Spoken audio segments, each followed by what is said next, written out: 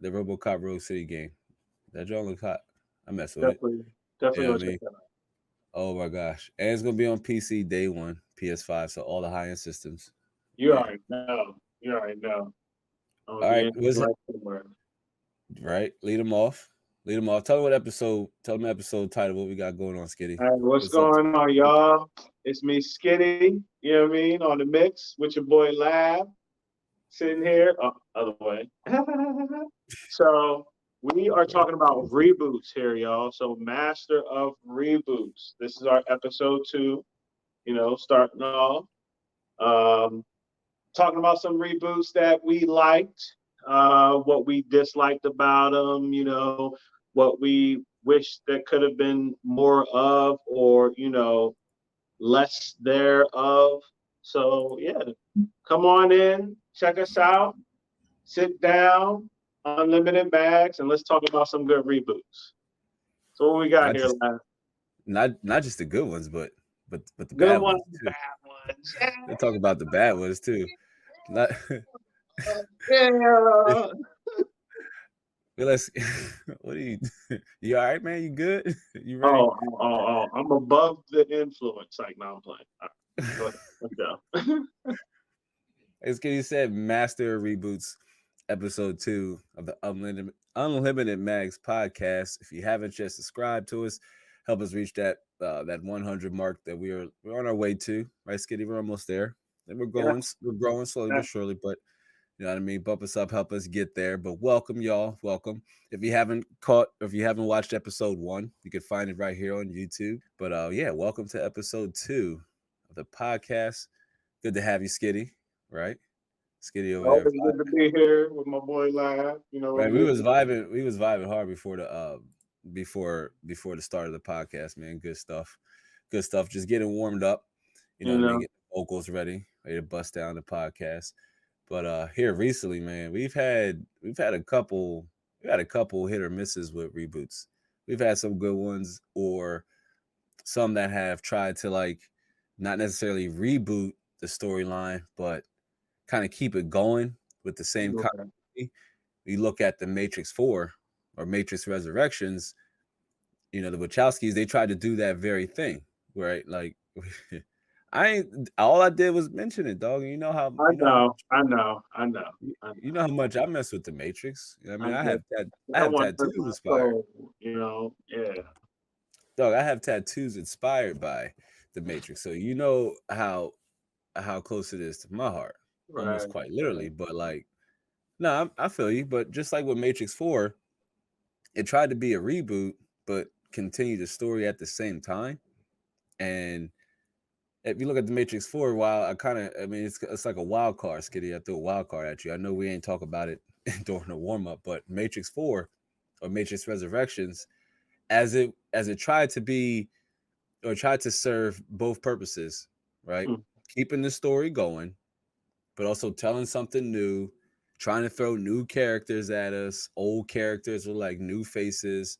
I really didn't get down with the Morpheus, right? You know what I'm saying? Like I mean Yaya Martin, I mean he's a good actor, right? I think I Oh butchered yeah, his name, but definitely. he's a good actor, but I didn't like how they did Morpheus, and it was better off just almost not even include him at all. Like they could have just introduced a new young leader like him, or do what I thought they were going to do and like introduce Morpheus's son. And like he's the one that's like kind of stepped up because his dad kind of passed the mantle to him. You know what I mean? And then that would have made more sense for Jada Pinkett character when she came back to kind of like more so resent her son for following down the path of his father and being more of a rebel versus more of a politician and diplomat like Jada Pinkett was, and her character was Niobe in Matrix Resurrections, right? Right. Like she played more of a, oh no, I just want to keep the peace right now and it's just working now and I'm all about just trying to go about the diplomacy route, where nah, man, Morpheus would have been like, we still got people trapped, or the robots, they're still doing their same thing. They never gave us back Trinity and Neo's body. But remember, I told you before that movie came out, I was like, they're following the Matrix Online. For those of you who don't know, which is like a MMO, a massively multiplayer online role playing game or RPG, that was actually a part of the Matrix continuity. Like it took place alongside the movies. And in the Matrix Online, Morpheus dies trying to get Neo and Trinity's body back. So it makes Mhm. sense if his son came in and was like, you know what? Um, my father was in this pursuit. He never got Neo's body back, or he never got Trinity's body back. He had found evidence that the robots had their bodies. It was Right. possibly like using it as some type of weapon or something. Like his son, that would have made his son want to follow in his father's footstep and find out like what the robots are really up to. That would have Right. made Matrix 4 so much better, right? Like so much better. As that kind of jumps into one of our show questions here. And that's how could they have been better? Looking at the Matrix 4, could have told a way better story than what we got. And it still could have featured those new characters like I forgot her name, the new girl with the bunny tattoo or whatever. She shows up in the beginning. I can't remember her name, but all the new crew members that they introduced, they could have still kept them and still went with, instead of Morpheus's character like reincarnated or reborn, it could have been his son. Like they could even kept Yaya and just said, "Oh no, this is Morpheus's son. He's not like some android converted into the real world." I didn't really mess with that. I don't know. Yeah, that was weak. That was real weak. Right. It's like how could they have made the Matrix 4 better? The Matrix Resurrections better. Those of you haven't seen it, if you have seen it, I mean, we haven't even really dropped no spoilers. The movie is kind of like the spoilers are all over the marketing material. Trinity's back. Neo's back, right? I mean, there are some surprises like WTF moments, which I mean, they're a little on the spoiler side, but the movie's been out for so long now, it'd be hard to have missed this. But no, Right. there's no Agent Smith, or the Agent Smith you get isn't the one we're all familiar with. You know what I mean? It just wasn't doing it for me. I couldn't get behind. What's with the expression for those if you're on the Let's audio portion of this podcast only? Scott's doing this let's get off that this shameful face the Matrix of that shall disgust. not be named. The Matrix that shall not be named. But I mean, essentially that's what it was. It was like it was meant to be a reboot, and it didn't do well. It didn't do well at all. I Right? mean, Here's they even talked about it in that game that we never got that we were supposed to get. Like, wait, what game? there was like this little. Oh, I got a PS5 now. I can download it too. There was a little demo, a Matrix game, like a demo that you could download. Yeah, right. It was a. Yeah, I remember you talk about. Yeah, I know what you Yeah, mean. I but I'm remember. like, but in the game they were talking about marketing and this, that, and the third, and I'm like, come on, is this the reason why we got a crappy Matrix? Is this the reason why we didn't get a game that we were supposed to get? Like Enter the Matrix was okay for its time. Right. Its time. It was for its time, and that's Right. been a while ago. We dating It's been ourselves. it's been a long while. I had Enter the Matrix, so you know what I mean. Like, and then we had what was the other one? The Matrix: The Path of Neo. You know what I The mean? Path of Neo. You Right. know, Right. which was more so, fights from the movie, a couple extra things, but that fights from different movies. Right. So my whole thing is that when they came out with that little demo, it was like, oh, we getting a Matrix This game, right. something This is what coming. this is what a Matrix game could This, look like. right, this But is here's the not just look like it should feel like this. right. But I the wonder, problem is how the hand to hand is going to, but then we ain't so get nothing. So so from a movie, looking at it from a movie and then a video game perspective, right? Here's the conundrum or the problem that lies therein, because once we see what Neo is capable of doing inside the Matrix, and from a video game perspective, he is a Superman like figure once he's in the Matrix. Supposedly, he's like a Superman like being where he could do anything he could put his mind to and believe he can do. He can do that, right? Like he could be faster than the speed of light. That's how he was able to save Trinity. Or he can move as fast as he wants to or needs to when he was fighting all the Agent Smiths. Like they or couldn't or, really. or basically his mind is limitless. You know what I'm saying? But he still has, like, I guess doesn't it He's still drain him though? it doesn't drain him what indications that we got that it drains him? Only when he Remember came when he? Well, after he fought right. all You those said Agent within the Smiths matrix. You said within the matrix within the that Matrix. Because if it drains him, then he shouldn't have been able to hold up versus so many superpowered Agent Smiths. because But outside. when he got out the Right. Matrix, he was breathing like kind of hard, like kind of Well, like damn, no, like no. it took a Remember, lot. he when he shut down the Sentinels. Well, he had did So something that was that, well, see, that's outside. different That's what I'm though. saying. That was See, no, outside the you matrix. heading down a different a path that a lot of fans of the Matrix get divisive on, and that's the fact that Neo was able to do those kind of things outside of the Matrix. Some stated that when he coded himself with Neo, it connected him with the machines, and what he was doing was more so like controlling the electricity within the machine. So it's not like he's like he's connected with their code. So that's how he's able to destroy them. But Right. it's kind of loosely explained, but they say that's why he glows yellow when he sees himself when he's blind and he sees himself, you know what I mean? He sees himself all in code. Right. But no, I'm talking about when he's fighting all the Agent Smiths or the Burly Brawl, and once he's unplugged from the Matrix, he's like breathing hard. He's indicating that he's Well, actually a little fatigued. He's a little tired. well, yeah, because he did. Remember, he didn't stay to fight because there was more Agent Smiths coming in. He knew it was a pointless battle, and that's why in the third Matrix he didn't fight all the Neos. He just fought or Agent Smiths. He just fought one Right. because he can fight all of them for as long as he really needs to. It's kind of like a pointless fight. And I really think at one point Agent Smith would have corrupted the Matrix to a point where the robots would have had to intervene to some way because he was assimilating people, and that's essentially killing the power source. Arguably, when he does that, when he assimilates a person, he's actually taking away sources from the Matrix. If all those people aren't like, say, bots, if you will, Right. but they Right. had to imagine that they were people. The bot shit was kind of introduced in Matrix 4. I don't really, not saying I really disagree with it, but it was introduced in Matrix 4. And it's something that should have been talked about a little bit more in the earlier Matrix. Maybe I missed it, but Hmm. if I did, somebody correct me somewhere. But I'm pretty sure they didn't really talk about it a great deal. But it would have made sense if, Agent Smith was assimilating just bots, and those weren't people actually connected in the Matrix. Like Right. Right. he was trying to assimilate Neo, and Neo let him assimilate him at the end of Matrix 3, as he knew that was the only way to stop. Which That's why he didn't get that, and he didn't realize that yet in in Matrix Reloaded.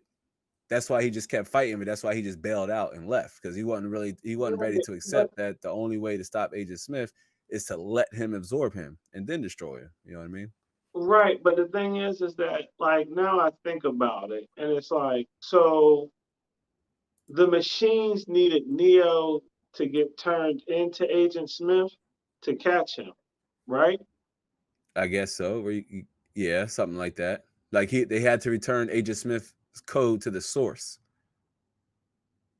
and then the source deleted him. That's why when he did it, you see that little flash of light kind of wave through Neo's body.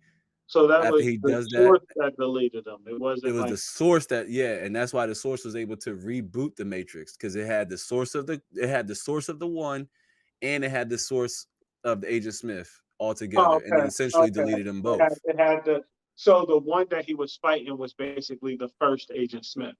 Right. It was like Agent Smith Prime, pretty Oh, much. all Like all the other ones just sat right. back and watched because they knew. I mean, See, in the Matrix, that's not explained because it right? was like if they needed to catch Agent Smith in a body, then why didn't they catch him in all those other bodies that Because he didn't have because they needed the source of the one. Remember, Neo when right, Agent Smith right. when Agent Smith They were the same, they were one and the same, like when opposites, like yin and yang. They yeah. no, not necessarily. When Neo assimilated himself with Agent Smith at the end of the first Matrix, it copied the code of Neo in him. Remember when they first squatted up, and one of the best action scenes, maybe during his time, but when they first squatted up, when he first met him, when he first ran into Agent Smith, and Neo was like, upgrades. He told him, and he said, how can you be back? And he was like, maybe something happened, maybe a part of you copied onto a part of me. And that's exactly what happened. So no, the machine just couldn't delete no random. that he assimilated to, they needed him to assimilate with Neo. Like it had to be him, so they Right. can reboot the Matrix. That was the whole purpose of this of the source returning, or the one returning to the source, was so that the Matrix can reboot and start all over again with another quote one. You know what I mean? But Right. they kind of deviated from that in the Matrix, and now there's two ones or two whatever. I don't know. Neo and Trinity are the ones, I guess, because his code is copied onto her as well. She can do the one like shit in the Matrix too now.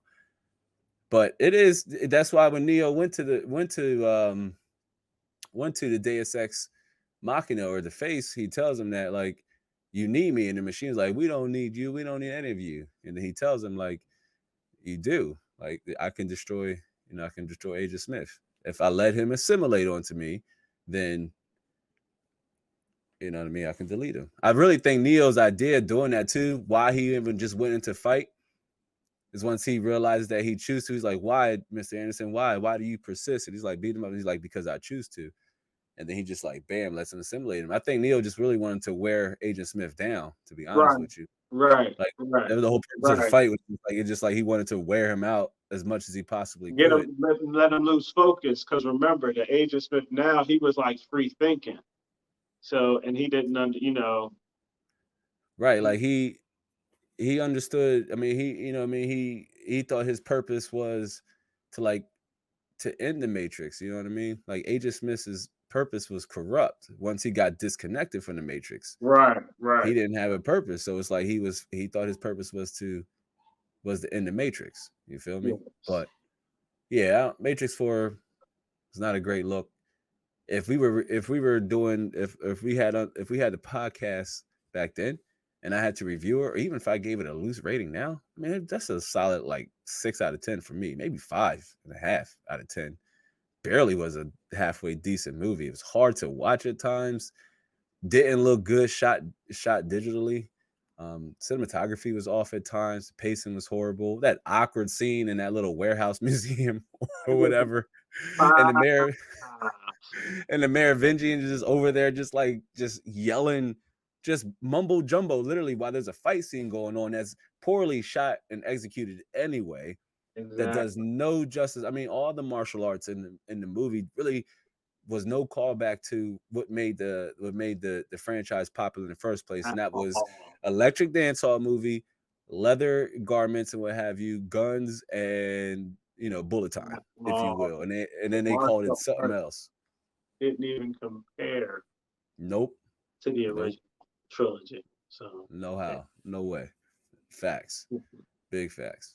But reverting back to the topic, I tell you what, let's talk about let's talk about a reboot that we both love and enjoy. If you want to talk about how to properly do a reboot, fam, definitely look at and the then they add on 2014. to it. That's the whole Right. thing with Godzilla. Talk Like, about it. Talk about it. so Godzilla has been in my life since I was a young boy. Like I Right. mean, like yay high young boy. My Right. grandma loved it. My mom loved it. Dog, well, I'm in there like swimwear. Right. So what people complained about the first Godzilla was like, oh, we didn't get that much Godzilla in the movie. It was more people than it was Godzilla. Any true Godzilla fan know, period, hands down. The first movie, the very first black and white Godzilla movie, you rarely got shots of Godzilla. It definitely dealt with people, more, basically experiencing this, the earthquakes, the increase in radiation, having to clear out of an area. You know what I mean? Like people seeing, a dinosaur here and there, or what they thought was a dinosaur here and there. Right. It was just, it was exactly. But again, when I said they added on to it, because he didn't fight any monsters on the original one. On the original one, he just came up, wreaked some havoc, and then disappeared. and Dipped off. dipped out. And dipped Right. out. He was like, y'all woke me up. Hold up. I got to stretch. Like y'all, right. Stop, stuff like that. But All right, but on the reboot though, mhm. right? Looking at the Oh yeah, Godzilla 2014 reboot though, right. this was still the case. The movie definitely started off slow, like it had a Oh slow yeah, burn to it.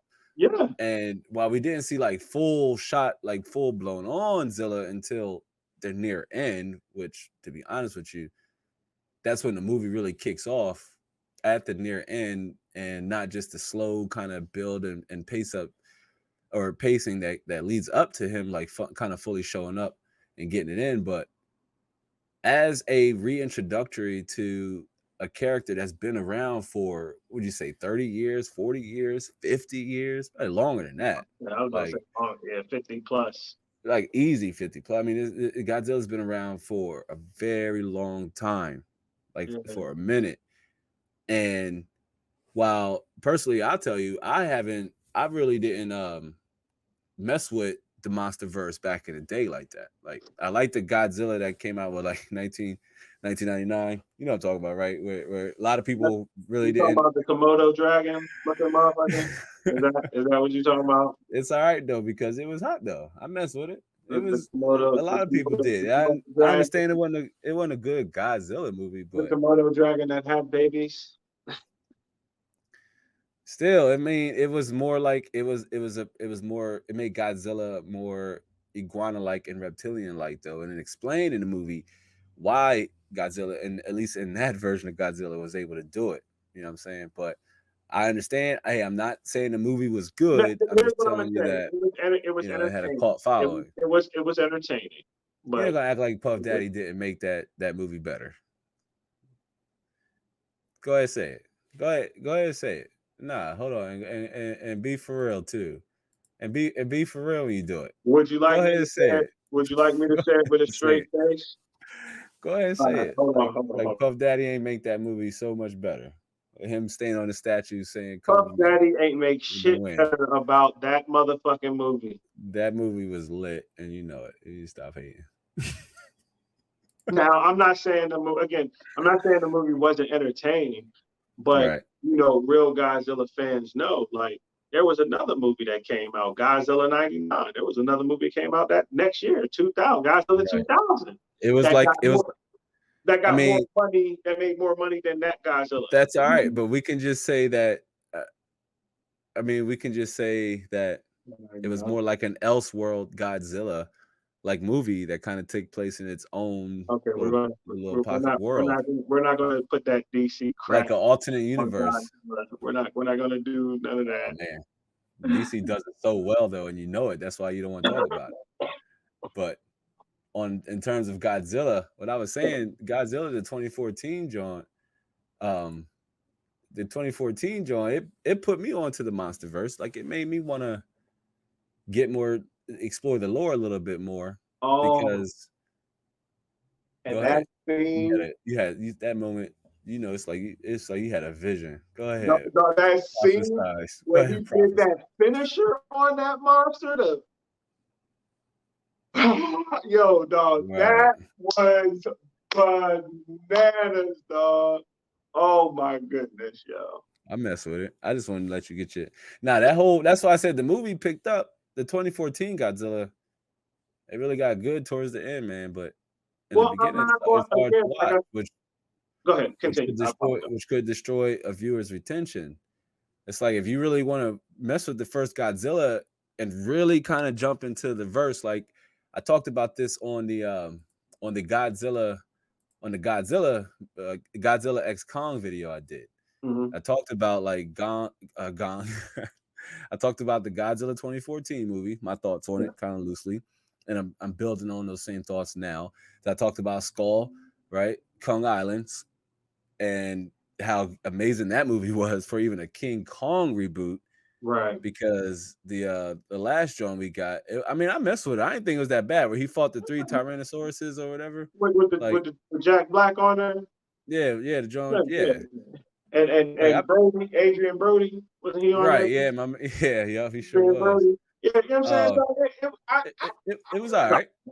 was Right, okay. like I messed with it. Like I messed with it. It Because was I not played the that bad. game too. I played the game too. You could do the finisher moves Yeah, I on remember. break the Tyrannosaurus's neck. Yeah, that was my Right, stuff. and that Kong, he was savage too. My man fought Right, like 3 right. Tyrannosaurus Rexes on his Yeah, own. Like my man was vicious, but Kong Skull Island, yeah, that joint was hot. he was a As tactician. a as a King Kong reboot, especially Hmm. like bringing him into a shared cinematic monsterverse. Which was I'll hot. definitively Which I'll was hot. definitively say it now. The MonsterVerse, the Godzilla 2014 MonsterVerse is the second best cinematic universe in the theaters right now. You heard it here. Who's number one? Say what now? Who's number one? It don't matter who's number one. We're not talking about who's number one. We're not talking about who's number one. He over here clapping. Get some pom poms. Some pom poms. We're not talking about number. I just said number two. He can't. He can't count. I said number two. I No, ain't gonna talk no, about who's no. number You're one. right. You're right. You're right. But The no, number two, the but second best cinematic universe right now. For those who may not know, what me and Skiddy referring to is that they had Godzilla 2014, the Kong Skull Island John. I can't remember, it came out like a year or something after that. Then we had, oh my gosh, one of the King of the best Monsters. movies, King of the Monsters. Woo! Man, listen, y'all. We keep recommending that movie to y'all. If you haven't seen these Johns, or if you stopped at Godzilla Man. because you thought the beginning was too boring, go back, finish watching it, and then watch King of the Monsters. That's, man, listen, King of the And Monsters, even straight dope. and even so, if you want to have like, you want to have like a family movie night, you Right, got right, some some yeah, some people that you know some older folks that saw Godzilla movies back in the day, or right. any of the individual monster movies that you want to check out, like Rodan. That's the one, the big pterodactyl looking one. Is my personal favorite right there, Right, where he clearly. he flies so fast he leaves a sonic boom wherever he goes. So definitely check that out. I would have like a little, make some homemade popcorn, chill out with my daughter. We watch some old monster movies or stuff like that. It'll probably get on her nerves, but then she ends up liking it anyway. So go ahead.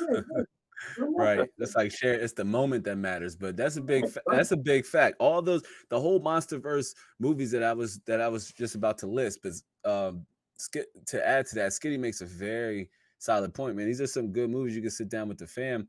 And I sat down with my mom and Kim, and we watched it. Right, like we were watching that, John. And my mom was like, "Oh, that was dope." But I was telling her about King of the Monsters. I showed the trailer to that. She was like, "Man, I wish I watched that first." And I was like, "You're right, Mom. We should have probably watched King of the Monsters and then watch, you know what I mean, Godzilla versus Kong." But we watched Godzilla versus Kong first. But that takes it into, the third movie in the MonsterVerse that came out, Godzilla versus Kong, and that too was just a solid follow up to King of the Monsters that we haven't really got in a while now, with most modern movies, where like you got one which is a solid introduction, but then like two is a solid follow up or build up to that. And The King of third, the the Monsters, third one, uh, Godzilla versus Kong. I mean, and again, it fit that universe. But I right, also, let people know that, origin stories were changed. yeah, A lot was changed, and again, it was right. It was probably because of what could be used, what couldn't be used, or even so, the type of story that it gave back in the day. A lot of stuff was different back in the day. A lot of stuff was more interesting, to have a crazy story like Ghidorah, aka Monster X. He, was originally from Planet X, you know, where the aliens were bringing him over here, but on King of the Monsters, it was totally different story. You know what I right. mean? They changed it, but again, Yeah, that's that kind of and that it was kind of it was good. Yeah, it fit the universe. That's what I right. was That saying. kind of adds to like the one of our show questions here is, what do we like Mhm. about it? I mean, like they changed, yeah, reboots most of the Yeah, time. In a reboot, they change the story structure of a character. right. I mean, they almost tell it completely different, as Hmm. you guys will see here in some of our follow-up slides we have, right? Or this would kind of be a good segue off of Godzilla and like back to back to some of the movies we want to highlight here that's relevant to the conversation, and that's Man of Steel, right? Like one of the greatest comic book movies to come out in like the last 10 years. But they Man, changed Superman's origin story, or they changed his origin story in this reboot. completely, Like that, they didn't even want to completely. call him Superman because they don't think that he should have that title until he kind of like gets on in the character. And that's why I think it's Right, only said twice in Man of Steel. You know what I right, mean? So, and it's kind of like a throwaway line. They're just like, oh, that's what they're calling him, Superman. I'm like, wow, that's okay. That's how we're doing it. But I think it's only said those two times. But right, right. it changed Man of Steel's, and they changed Kal-El's origin story in Man of Steel with the Yeah, Codex, right? Like now Clark had his whole entire planet's DNA encoded like inside of inside them, of his you know. DNA. You know what I'm Yeah, saying? It's different. You know what I'm saying? Different, but we didn't really get but that that's in the one of the first things that time. make him super. You know. No, no, that would be the Yellow Sun. What are you talking about? Well, I'm just saying, I'm just saying, I expect the Marvel aficionado to be incorrect about something as See, amazing as the character Superman. I'm over here trying But to pluck him up, and he wants to sit up here and pick no, I fun. see you over here But out here okay, throwing since we both go there, throwing insults at one of the let's best go with comic book the movies Man ever of made. Steel, gripes. He definitely should have had some more lines in that movie. I mean, I'm Okay, just saying, he right. barely said like 5 words each scene, you know. Don't touch my like, come on, man. That was the most range of dynamic of emotions that you got throughout the whole movie. The Let's whole drawing. I'm not going the to whole disagree there. Okay, I'm not going whole. to disagree. I'm Um, not going to disagree. I mean, You also got to but for pay. real, Uh, other than that, I mean, I make my jokes and whatnot, but yeah, that's literally the only thing that I have a gripe about with the Man of Steel is that Henry Cavill should have had more lines. right. There should have been more, detail on teenage years. You know what I mean? That I Like, agree too. They tried. It was briefly explored in the movie. He couldn't really fill it all in, and one could argue some parts could have been cut to make space for those, for more of those build up scenes. But like that's one thing Man of Steel got right. If I'm going to kind of add on to what you're saying and continue and like just add on to what you're saying is that yeah, we didn't see a lot of Clark in his younger teenage time, but we did see the instances where his father was telling him not to fight. So he didn't know how to throw a punch. He didn't like once Zod and Feora and Nan showed up, he didn't know how to fight because his whole entire time he has never thrown a punch. So see, it's that it's was another briefly that was shown another when the bullies mess with him, you know what I mean? And he bends the gate, you could tell he was getting ready to punch him. And if he did, that would have been all we would have got like, Injustice Teenage Superman if he would have that did was that, a because that just whole wouldn't have another ended story. well.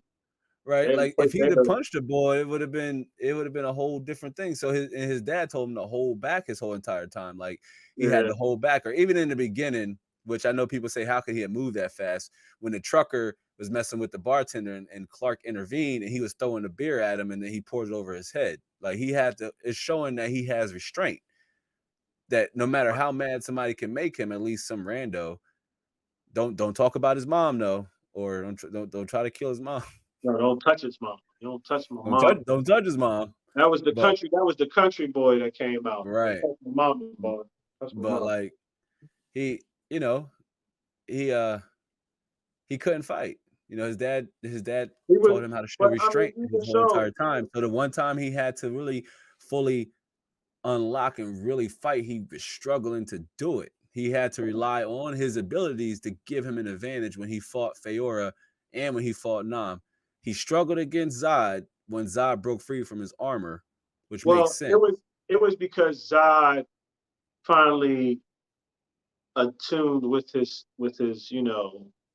he adapted. He adapted. That's the one thing he said. He said one thing about you. He said one thing the difference to make. Remember, he said something on the movie Don't about worry, how I'll bail you out.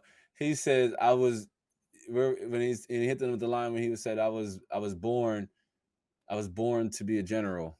I was made like I was constructed to be a general. Where'd you learn how to fight? On a farm? And then I mean the Nah, he boy was like when he was saying I was learning how to adapt to my environment or something like that, or like right. But there's a deleted scene from Man of Steel that shows Zod using his laser eyes right around that time when he took his helmet off and he was focusing in his senses. Like right, he had right. dropped his He was helmet. like, I There's a learned how delete to focus my senses. Yeah, he right was. because He said, yeah, he realized in the fight that the armor was weighing him down, and that's why he right, broke it off because he was fighting Superman without his helmet on. So he yeah, was exposed to the sun, but he right, realized taking his armor off would give him more exposure to the sun and also would make him lighter. So that's why he yeah, took it off. He's like, I don't need to fight with this because I don't. It's a tactical disadvantage. right, And Zod was supposed to be a general, but so he was, and he in that reboot. Remember, everybody is born with specific jobs and duties encoded right, into their right. DNA. Encoded in their DNA. Yep. And that's why he desperately needed a codex because he has some of the best genetics. Clark, who, in my opinion, should have then been able to use those abilities. Then that's one thing I didn't like. If he had all of He had it Krypton's, inside of him. yeah, he should have been smart, right? Like he should have been a genius. He should have been like a military general. He should have been a smart engineer. He should have had all that encoded in him. And he kind of just like acts like he's like a free spirit kind of dude from Earth. I mean, he did grow up from there, but if it's in his DNA, some things should just come natural to him because it's literally coded into his DNA. But that's where a lot of people didn't really vibe with the Man of Steel was that whole codex plot line. Yeah, It was I different. mean, it was different. I don't really think it was like. I mean, for me, it wasn't really a miss. But yeah, I do think that certain things should have went a different way. Right, because the movie, Go ahead. because Man of Steel still had like moments that made it redeemable outside the whole codex. Once you can get over the codex thing and you realize obviously Superman's not going to die, right? Like Zod's goal is to harvest the codex from Kal-El. So we Mhm. know that's not going to happen, obviously. So once you get over that, it's kind of like, all right, you kind of like ready for the second win in the movie. And that's, well, what's going to happen next? How is Superman going to get rid of these cats? If you haven't seen the movie, I mean, Check it out. you spoiler Skiddy. Go ahead, Skiddy. I'll let you do Check it. it So I out. can blame. No, Check I'll let it you go out. ahead and spoil what happens I to Zod. ain't going to spoil nothing. I'm just No, saying check it out. I thought you was a spoiler king though. You the spoiler king. Go ahead. Man, it's a movie Go that's ahead. been out like what? How many years now? Like 9, Exactly. not 10 years Check it out. exactly. You can watch it if you But got tell him what HBO. happens to Zod. I want like when I'm just saying like how do you Oh, get rid like of how him? he How do you get dies? right? Oh, see there you go. You started off. You just spoiler Skiddy. He just be saying. you just. See, I mean, that's what I'm saying. I was trying to hold back, but you Nah, want no, you to like, weren't. oh, Nah, you were. Go ahead. Go ahead. no, like it definitely. How do you, how do you get rid of him? For those the movie's been out for a while. I concur with Skiddy there. But for Um, those of you trying to say, but I'm trying to get Skiddy to point out and say, how did Kal-El, how did Superman, you know what I'm saying, get rid of Zod and Feora and Nod, who has no lines. He got about as many lines well, hold on. He didn't as kill every the other captain. two How did he though. get rid of him though? Huh? He didn't kill the other two. I mean, nah, but what do you mean he didn't kill the other two? Because remember, they fled. Didn't they fled Who or they got Feora? or No, they got they got pulled into the black hole. Right. So we really don't know what happened to him. I I mean, mean, we don't clearly, know. I know a lot of people have argued that, I and mean, I I'm say, just saying. okay, I'm So I saying can't really. it suffices to say they got pulled through a black hole, and if light can't escape or whatever, then I'm pretty sure it's pulling those precious molecules and atoms that make up Feora and not, and any other living organisms that got pulled through that joint didn't survive. Like that Yeah, is clearly I death mean, like strong. I said, man, we It don't created a really black. know. They I created a don't really black know hole. about They that. died. We They don't really died. know. They But died. the thing is that like with Zod though, like he had to break his neck, dog. That was crazy. That was crazy, dog. Like but Zod told Do him you though, he was yield? like, "You're gonna have to kill me in order for this to stop, because I'm No, not he going to didn't. stop. No, he didn't. He said this ends either one way, either you die or I do. And then they proceeded to fight right outside the building. That was before they dropped down and he was shooting at Yeah, his but laser eyes at the people. I And it was just a said no, it. I'm I trying to just say said it. I just, it was I a just boring said line. it. No, the line was even worse because he told him, he was like, stop. And Zai was like, never. Right. Then he broke his neck. That's what happened. It So was that's what I'm saying. Like it was worse than what you said. and It was that just like scream, that's the how it went scream at down. the end. That was. Oh, at the end. I mean, I don't. Again, if we can change how they ended the reboot, right? This kind of Yeah. goes back to our likes and our dislikes. If they can change what they did in the Man Still reboot, it's definitely don't kill off Zod at the end. Right. Instead of making it a black hole, or maybe I missed it and it The was a Phantom portal to Zone. the Phantom Zone. Instead of it making it look like it's more, because in the original drawing, I believe that's how Superman finished the Zod in them fight. Is that he trapped him in the Phantom Zone Hey, when they Chase went back to Crypto. the Fortress of Solitude. So they could have did that. They could have just trapped Zod, Feora, and Non in the Phantom Zone Yeah. instead of him like straight up snapping his neck. Maybe could have ended a little cleverly where he like tricked him or he forced him up there or something like that, like exhibiting a lot Right. of strength, but he snapped his neck at the end. And then they brought him back in BVS, which don't even get me started on that. Although it had one of the best, still to this day, Batman scenes in a major cinema movie with the warehouse drawing. For those of you who don't know what I'm talking about, just YouTube it. Well, I mean, watch the movie if you can get through some of the more ridiculous moments. But watching Superman and Batman fight, although it was on ridiculous terms, was still a pretty neat treat to see. Still a little lopsided, and they kind of yada Kryptonite into the mix, which originally Man of Steel was never meant to be like this cinematic Kickstarter movie, right, Skiddy? Like, Right. it was never meant to start a DC cinematic universe, and that's why even to this day it seems so backwards and like just But I not as well mean, constructed. everybody want to be like the best, so He won't say what the best is though. I'm gonna show you right here. This one, show you right there. Man of Steel. The Man of Steel, the I best mean, one. That is the jaw. That like you're is the. right. You're just being a hater. You're just being a hater. But what do you think, man? Anything else they could have made? What you like about Man of Steel? I mean, like I I mean, said, what about how could they have made it better? What do you think they could have? I kind of added like where I said how they could have ended it with if instead of him killing Zod, just maybe trapping him and even Feora. I mean, obviously for those and what was it? The negative, the dark zone, or what the was it Phantom called? Zone. You thinking Huh? of those some you think The the Phantom Phantom Zone. Zone. Right? You thinking of something Marvel, something lame Marvel will come up, but Don't hate. they could have. I mean, how could Man have still been better? Like, what would you? How I could they mean, have that's fixed what it I would have. as a I reboot, would have as a incorporated the Superman Phantom reboot? Zone. The Phantom That, Zone, yeah, that's definitely what I think it would. right? Which would have been even more dope is that when Kal-El finds the spaceship and his father, Ghost Dad is what they so elegantly called him. When he finds a spaceship, you know what I mean, and he's getting that information fed to him about like Krypton and his people and like how they wrecked their planet thanks to the core. That wasn't always in Superman's origin story either. Right? It wasn't because they were harvesting the core. That was for the movie too.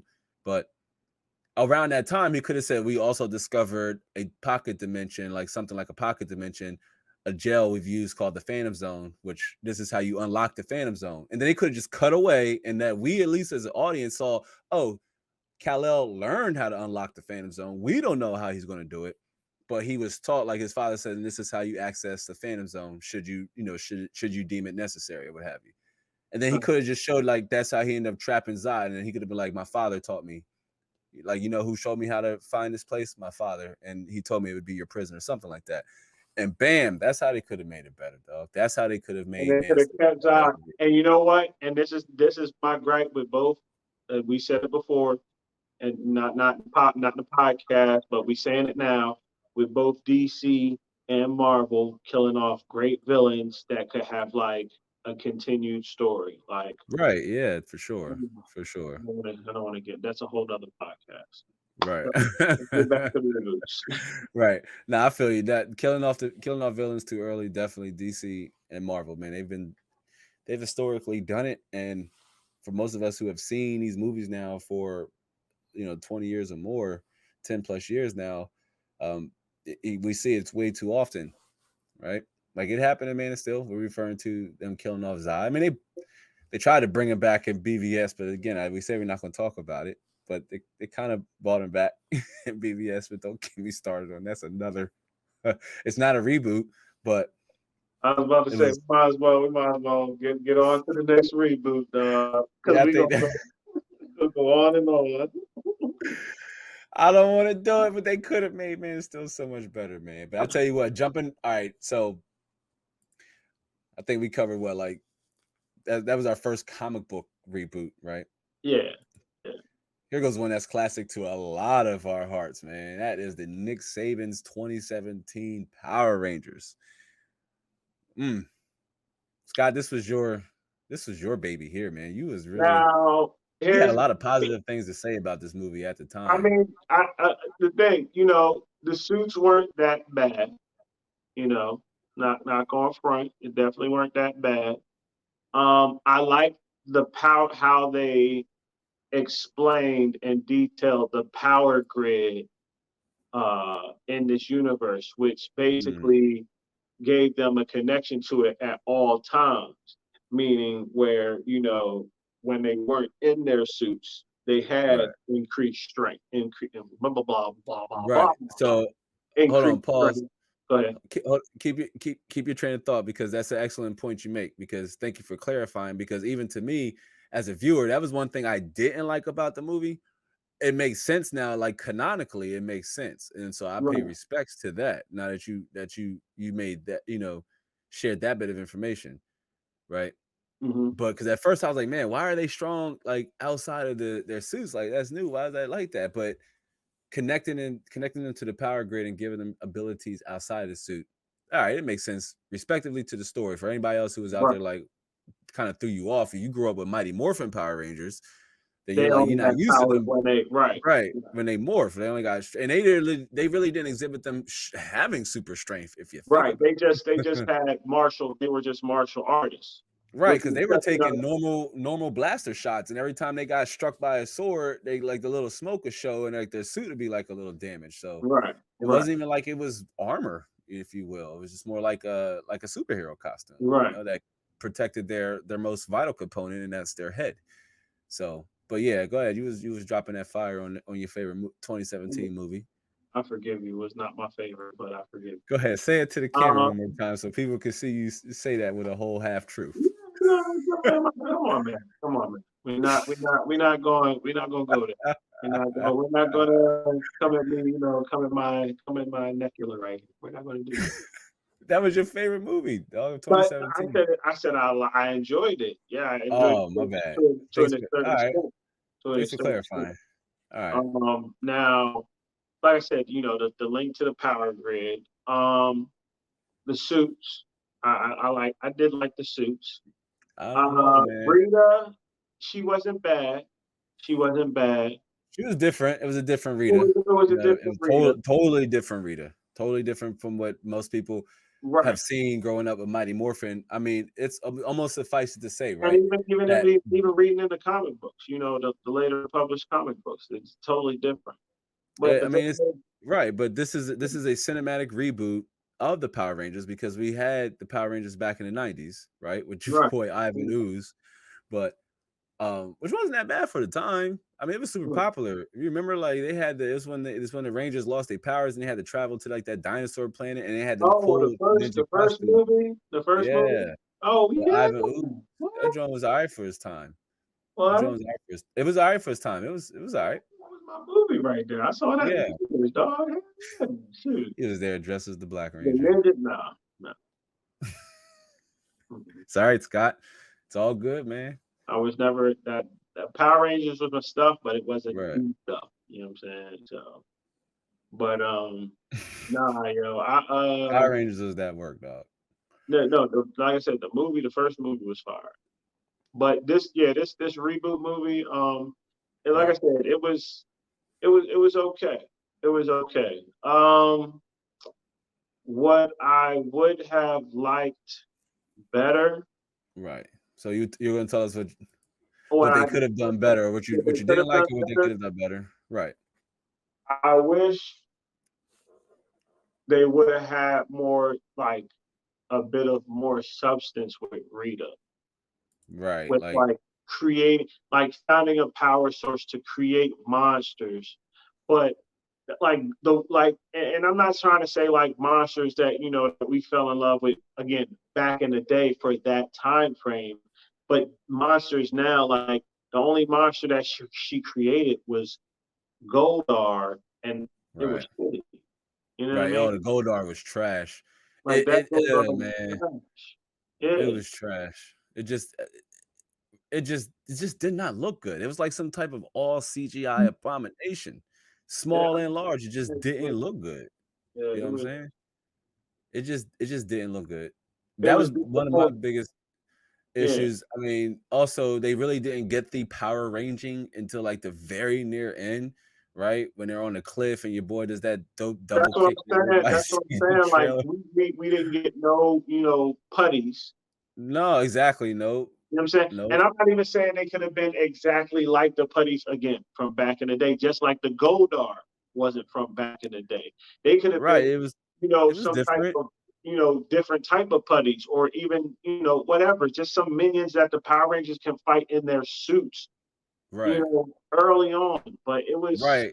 And that's why and I thought that we possibly would have gotten that in a sequel, but it's been too long for a sequel. Suffice it to say, I don't think we're going to get a sequel to Nick Saban's Power Rangers. This is now almost like a failed reboot, if you will, Skitty. what I did like the fact that Rita Zordon used to be Power Rangers. Okay, hold, pause. Okay, That yes, was that was yes, that awesome. was different. That was awesome. That was That I different, will say, yeah, for and I sure. fucked with it. Yeah. Now, That was definitely a deeper level, and she okay, betrayed yeah, them. You know what yeah. I'm saying? That's a little So bit of a spoiler, but again, these have been out yeah, for a while. You know what, Skitty? I'm actually going to pull rank here. I'm gonna say all these trying to get spoiler-free passes. These are reboots that have been out for almost 10 plus years. If you haven't seen a spoiler yeah, now, y'all can't blame Unlimited Mags. no, Y'all can't blame Skitty and Lab for them. We're going to talk about them, and even with the spoilers, what we recommend you still still check go out see it. all of the Still go see movies it. that are on this list that we're Because going to kind of I'm not even briefly telling you introduce you to. how it went Introduce you down. to. You know what I mean? I'm not even telling you how it went down, but just Right, know. no, yeah, but just it's totally different, and as a reboot, that is something that I too liked with the 2017 Nick Saban's Power Rangers. That's one thing that I too liked in the reboot. When they open up, you see this conflict between Zeta, between Rita and Zordon, and that kind of threw me off. I was like, oh wow, this is what Zordon looked like. Like he was an alien kind of like this is what Zordon looked like. Like it was dope. It was hot how it opened up. It gave me hope for the Right, rest of the movie. Yo, to be honest with you, when Nick Saban's 2017 Power Rangers, the opening sequence, I thought it looked good. right. Right, I thought it was shot well. Thought it Hmm. had decent Power Ranger action in the beginning. It was something different. Right. We knew where we were going into when we first saw the trailer. It was Yes. no surprise. You know, I Hmm. voiced my opinions then at the time about the Power Ranger suits. That's one thing I didn't like. I think they were too like fluidly and too luminous, right? Like a little too bright and noticeable. But I understand they were trying to appeal to like a modern feel. They also did change. They color swapped the Power Rangers between the Well, black yeah. and the blue one. I still think that was done just for like that racial joke. Oh, I'm black, and they're like, no, you're not. Other than that, there is no other really plausible explanation as to why they even made that switch. Just they Right. did it just because they wanted that line in the movie. You know what I mean? For a non-person of color to say I'm black, and then the person of color to say, oh no, you're not. Like it's just moments like that that I didn't care for the movie that I thought was a waste of time. And I thought I believed that from the trailer going in, we would have got more action with them as Rangers, but we really got Yeah. more, Yeah. more montages of them learning how to use their powers Right. outside of their suits. Yeah. But to me, it just was, and I said this, Scott, when you had talked about it. What's the difference if they're so strong and have their abilities without their suit on? Why do they really need their suit for protection? Like they're already so strong and fast. Like, what do they really need their suit for? Where the OG, the Mighty Morphin Power Rangers, the one that's most familiar to most everybody in our demographic, they looked and felt quite vulnerable when they fought in their their throwback fabric or cloth suits. You know what I mean? But That's one thing I didn't really like about the 2017 Nick Saban Power Rangers. We might have to look Few into the things. lore of Power Rangers because I don't think they're just like, I mean the look of it, yeah, but I think they're made with something else. Like What? in the lore, They're like the Power Rangers.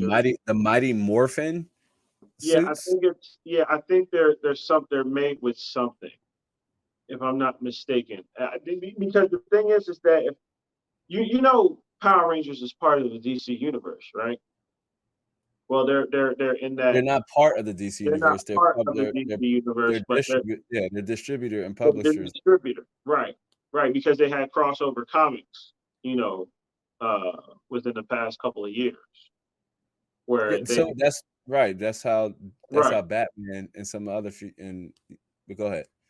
I But got you. no, what I'm They're not saying, part of the DC universe though. well, I That's mean, not I know, okay, they're not a part of the universe, but they've been intertwined with that universe. right, like the crossover event between DC versus Marvel and Marvel. DC, yeah, Right. yeah. Well, it Yeah. was more of a team up type And, thing. and remember who won? Go ahead. Sorry, you gotta say it. We ain't gonna say I it anyway. mean, You going you we going we can front? talk about we can talk You gonna about say it? fights. We can talk I ain't gonna about say fights, it. but again, that's a We can whole talk. other podcast. That's a whole other podcast. Is right now you telling me Mhm. how the 2017 Nick Saban Power Ranger was But your favorite reboot of 2017, oh my god, here we go. or okay, let me ask you this then, since you champion for the movie a little hard, what how could they have made it better? How could they have made Nick Saban's 2017 Power Rangers better? Or are you You know, saying like it wasn't bad, or it was just a just overall solid Power Rangers reboot? I mean, I didn't say it was solid. I said let's see, it was entertaining to watch. Again, like we stated, they should have had putties. You know what I'm saying? They should have had more time with them in suits fighting. You know what I The mean? putty, but Huh? if they had putties, it wouldn't have been a fair fight because they're so the putties would have had to be like strong because they were like breaking sinks off and stuff. Oh, I So mean, if they punched a putty, it would just be like it should be like one hit well, kills, the like boom, putties. boom, Well, boom, boom, boom. remember You know what in I'm the saying? Power Rangers, in the original Power Rangers TV show, Mighty Morphin. whenever they fought, they would fight. Whenever they fought the putties, or matter of fact, even on the movie, because they fought the little oozlets or whatever the fuck, the ooze He said, children, You're forgiven. oozlets. I know, right? Now remember, they fought them in their normal wear first, and then that's when they would knock down a couple, but then eventually they would get knocked down, and then they would have to call on their power. Right. But So also that could have been the same. That could have been the same dynamic, but like. they would have been too strong, I right? mean, you had to Like match, they would have been power for too power. strong.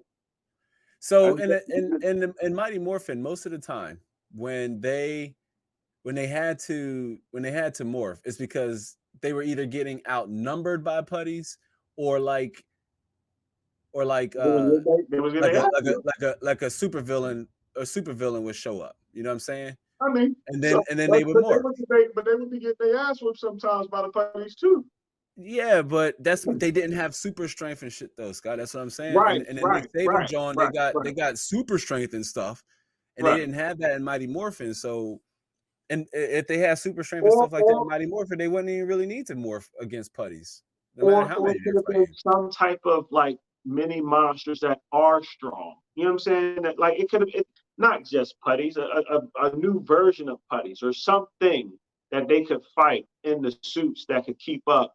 Right, But like a mini boss. Remember how like in Mighty Morphin, remember before Rita says, "Let make my monster grow," yeah, with the what? stick. Yeah, yeah. But Like but they I'm got to fight him at saying, normal size, and depending on who's winning or losing, most of the time it's Rita.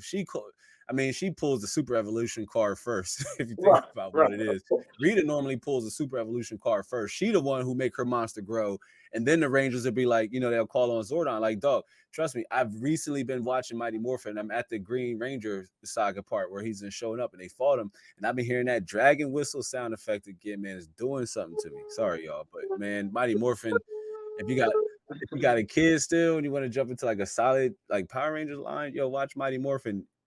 It's nostalgic as hell. Like every time I hear watching it, man, I'm right back in the 90s, man. It feels like right back in the I ain't going 90s. for it. Yeah. But when the Mighty Morphin Power Rangers went right before they would call on their Zords, Rita would make her monster grow, and then they would have to fight him at that super size by Right. calling on their Zords, but then they would start losing, and then they will assemble, you know what I mean, to form Megazord. Right. So, but I recently was watching and I saw it. I forgot that that Oliver Tommy Oliver Zord, that dragon, it also fuses on top of the Megazord to give him the shoulder cannon Jones. Oh man, I had that action figure back in the day. Back in the day, I had that action figure and I had all of the Zords. Sorry, man. That was one of my favorites growing up, Skid. Like I me and understand. Skitty behind the camera was talking about introducing a series here. Podcast listeners who have made it up to this far, and if you have, like, share, and subscribe. Do all the things that help us grow. But we're pretty much going to introduce an action figure, a toy series here, spinoff series on the channel, is again part of the unlimited verse of content we're going to create around movies, anime, games, and shows.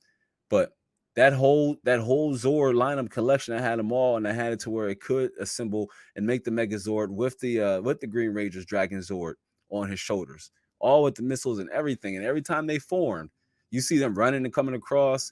You see Trent Sabretooth Tiger. Yeah, I'm seeing. You see Billy's Mastodon. You see you see Jason's Tyrannosaurus Rex. It's just hot, bro. It's You mean hot. And Billy's some of those toys, Triceratops? I mean Triceratops. I'm sorry. Yeah. You see them? Yeah, I was geeking out, man. I was rocking out. Sorry, see, I had to get my bag. Now I'm good, man. I'm good. I had to. That drone was fire, but the 2017 Power Rangers. I mean, there are a few ways they could have made it better. I felt it was just a little too science fiction, like a little too sci-fi. Like they look a little too futuristic. So, I mean, if you look at their power suits now, totally different from what we had growing up, right? Like Oh, yeah. I mean, as it would be. look a little more alien. But yeah, it wasn't bad. I mean, I give it like a 7 out of 10.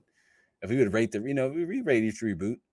Yeah. As a quick callback, what would you give? What would you give? We'll rate each one really fast here. What would you give Godzilla? Oh, that's 10 for me. Like I said, Oh, you. look, again, if you watch the original Godzilla from back But in the this day, wasn't the original Godzilla. It was the modern day it was a Godzilla. And as a modern reboot. movie, It was a reboot of the original Godzilla. though, it had awkward pacing times in the beginning. Like this, that's something. I'm That's a guy. something that's. I'm biased against Godzilla, just like Oh, there it goes. All right, there it goes his pass. All right, never mind. You He's know what I'm biased. saying? I heard it. He's biased to Period. Godzilla. Godzilla gets Quote a 10 Skitty. out of 10. That's in Skitty's universe. It's a 10 out of 10. I'm gonna give it a solid 8.5 out of 10 for me. It did have awkward pacing in the beginning, but visually, it's still a stunning movie. It shot well, had amazing cinematography, a fire soundtrack. The soundtrack was hot Oh yeah. for the movie. The score for the movie was dope, but in the beginning, it is a little slow and hard to watch for me, and that's just poor pacing. But it's a solid 8.5, very close to a 9 out of 10 for me. Man of Steel. Oh, go ahead and rub some of your Let's hear yours Marvel first. crew Because I went fans. first with Godzilla. Fine, Let's hear you first. fine. We do it. We'll do it. There's 8 of them too, I think. So we'll go back and back. So for me, Man of Steel. Oh, Man of Steel. Man of Steel is gonna have to be that's an 8.5 out of 10 for me too. You want to say 9? I want to say 9, but it too had weird pacing issues in the beginning, with the flashbacks and everything being I'll give it a solid 8. I'll give it a solid 8. Like I said, I believe they should have tagged more on his teen years and that he should have had more lines. Okay. 8. I got an 8.5. You got an 8. That average out to about an 8 out of 10 between the both. I can't give an average with the Godzilla one because you just admitted to being biased. I can't even say I'm not even going to do what you just did. I'm biased. Let me see. Hold on, y'all. You definitely biased. I got the John right here. Hold on. We're about to go to another one that's on the list that I'm biased on right too. Here. So I got a Man of Steel action figure right here, and I'm up here giving it an 8.5. He fanboying for Godzilla, y'all. For those of y'all who are watching on the audio version only, Skitty's out here fanboying That's for right. Godzilla to about 10 out That's of right. 10. Godzilla. I'm a Godzilla. self-proclaimed DC fan. I've said this in other videos. I'm a self-proclaimed DC fan. I have other DC collectibles, not enough, but I have other DC collectibles. But Man of Steel, one of my favorite Johns, and I got this isn't the only figure I got. I got multiple ones, I got other ones too. But I'm saying 8.5, 8.5 out of 10 non-biased score review of the movie. But if Skiddy's allowed to give his biased review of Godzilla, I'm gonna say my bias of opinion of Man of Steel is definitely like a 9 out of 10 or a 9.5 out of 10, simply because I told, I know it wasn't as popular, but that scene with the world engine coming down with that dubstep world engine, that's still one of my favorite I was scenes fired. in I like was fired. modern movies. Like right now, that joint was hot. Sometimes I just watch that movie on my home theater system for just that scene alone. And when he's also fighting Feora and Nan in the street for the first time, like that scene was hot too.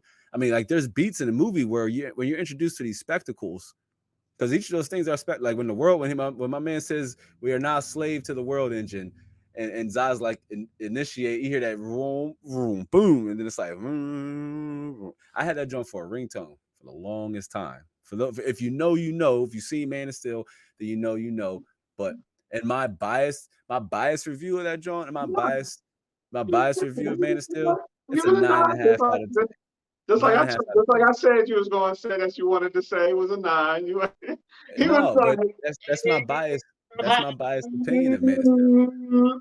I'm just saying that's my biased opinion of Man of Steel. It is. so, It's a yeah, no, nine you and a half good. out of 10. But as an overall movie, I know it ain't that good as a movie. So it's like an 8.5 out of 10, which is somewhere on an average movie viewer, average viewer, right? It's probably somewhere between a 7.5 or 7 out of 10 for a lot of just average moviegoers, right? Like not people who are DC fans and I Superman mean, fans, what if have we're you. saying average moviegoer with Godzilla, then I mean, then I would have to say like 9. I would have to say 9. 9. That's still fanboy. You Eight, like still no, fanboying for no, eight, Godzilla. no, You might no, as well just grow no, a tail. no. Again, 8.5, 9. Reason being is because reboots, yeah, they're Eight supposed and to a be half. like they're supposed to be something new with with kind of a different a new story or a new tale of what we fell in love with. Right. Again, like Godzilla fans will tell you, stone cold Godzilla fans that have been following him since the 50s, 60s. Again, when he was black and white, you didn't get that much of him on the screen. That's what I'm saying. Like if you've seen the original film from back in the day and love the original film from back in the day, you're going to love the new film that came out with that reboot.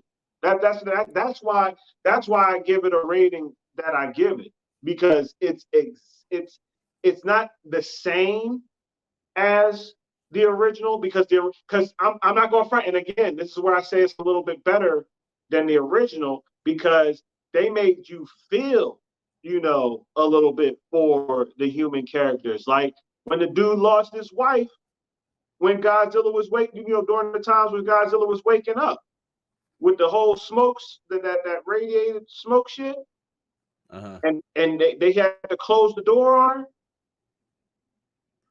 Right, but I understand what you're saying, and But that's not even, like you're I said, calling the movie, I'm not but that's not fanning. my non-biased super fan review of it is still is at that 8.5. I said 8.5 out of 10. I said as an overall movie, minus it being slow paced, why I can't really rock it to a 9. Right. Man, still I gave as an average moviegoer, I said it's probably more along the lines of 8.5 out of 10. Very similar to probably Godzilla. But a lot of people had an issue with how Man of Steel paced itself. Doing the same exact thing that its predecessors doing isn't healthy. If you just yourself admitted that it's a reboot, I so they're mean, going to switch things up and do it different. it's not healthy, but So it was being they told in a different way. It was similar, but I mean, average. I would say for both of us, it would be 8.5 for Godzilla. right. Average That's what movie I film. said. You can give your average movie non-biased opinion of a movie, and Yeah, then your biased opinion of a movie, because my bias and non-biased opinion of not Man is still BVS is about the same, right? Like it's about this, like how I honestly feel about it. And just because I'm a DC fan doesn't mean I'm just going to like overly love it as what I got, right? As being a fan of it. It's kind of like looking at it like from the Right. perspective of a professional sports team fan.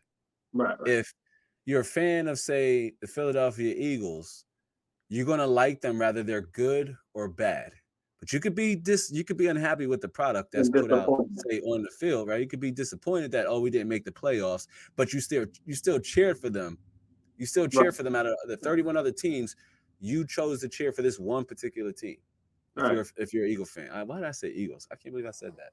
I I mean, mean, let me switch you it would up. If say you're a something maybe Dallas better. fan, I was if you're about a to say Dallas fan, the Falcons right if now. you're a Dallas You say, fan, if you're a Dallas fan, then that's your squad. You didn't cheer really for nobody else. Maybe if they're a rival of your rival, enemy is my enemy, friend type time. But like, you didn't root for no other team. So it's like right. same thing with DC movies. I mess with BVS, and yeah, DC. That's my squad. I'm a ride with them. Right? It's like every movie they put out is like a game to me, like a professional sports game. Let me see how they come out. If they play like trash in the game, then they play like trash. Okay, I'm still gonna be a fan, and I'm gonna rock with you to the next game, right? Or to the next movie. Same thing with like Blue Beetle. If it comes out and it's trash and Blue Beetle's not, what I mean? It's just like, although it looks good, and I talked about it in my movie video I did. You can check that out right here down in the description box on the playlist.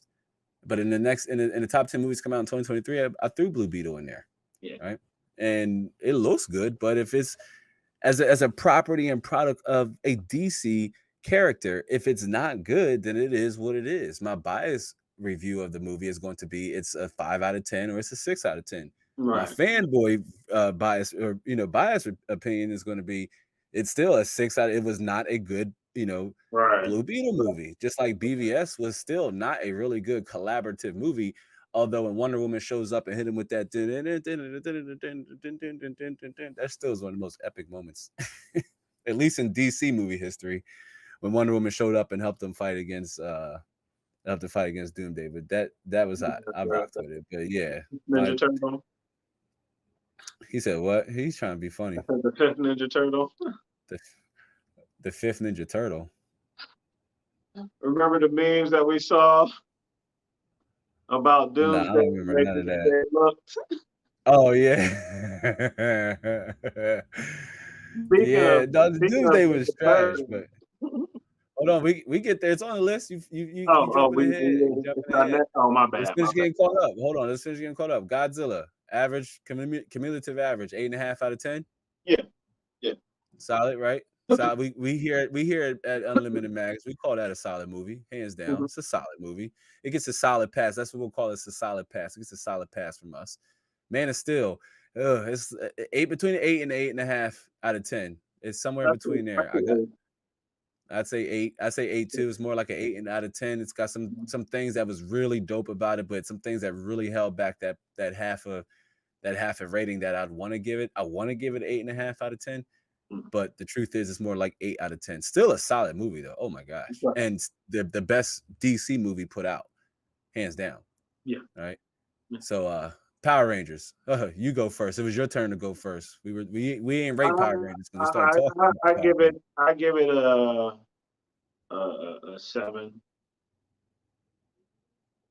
7.5, 7. I give it as I'm gonna have to give it a 7 out of 10. It's flirting between a very strong 6.5 out of 10, but it had memorable moments that made it good. Like it Right, was funny right, at times or right. what have you. Like it was funny at times. I That's give why it I that. Like said some, 7, some moments. 7, But 7. Yeah. 7. I concur. I So concur. we 7. We're 7 on It's a 7. 7. So it's a 7 out of 10. It's a seven 7 out of on 10 7. for us. Gotcha. You Yeah. know, it's a good movie. It's not solid, but it's good. Here at Right. our rating, we would consider that like it's good. Some things that held it back from making it like solid, but it was good. It had like the beginning of it, introducing, Mhm, Zordon and Rita being Rangers was dope. And the mhm. action, them fighting still cinematically, in my opinion, looked Beautiful. decent, looked okay, looked beautiful. Right. Um, but still it held some things were held back from it. Um, 7 out of 10, 7 out of 10 solid. That's I concur. I agree there. All right. The next one, man. This one's gonna strike a nerve for some people. Man, your boy RoboCop. The 2014 RoboCop. Oh my gosh, was I hyped when this was announced at the time. I followed this movie from like announcement to production. I saw all the leaks and was like everybody else was hoping it was just like some concept that wasn't going to be featured throughout the whole entirety of the movie. But if I can Right. jump in with immediately one thing that I did not like about this movie, and that was that goddamn suit. Oh my gosh. That's Oh the, my that's goodness. They went the, and turned him into a G.I. Joe person he or looks he character. looks he looks like something that's supposed to be on the Metal He Gear universe. he do look like a metal. Shut up, yo. Yo, go home. That's Like, exactly what he looked like. He looked like a live action cyborg, the boy who plays. yeah, he's like he's like, Oh my gosh. Yo, you no, I'm know how done. Raiden I'm done. was the cyborg ninja. Oh my gosh, yo, he for real. Yeah, Yeah, I know yeah, exactly told what you're you, talking about. He does look like the boy Rydon. His name is Rydon. It's right, Rydon. riding He Raiden. do look like Raiden. No, bro. Raiden is the boy from Mortal Kombat. Rydon is They the boy spelled from the Metal same Gear. way. It's spelled It's Raiden. not pronounced the same way though.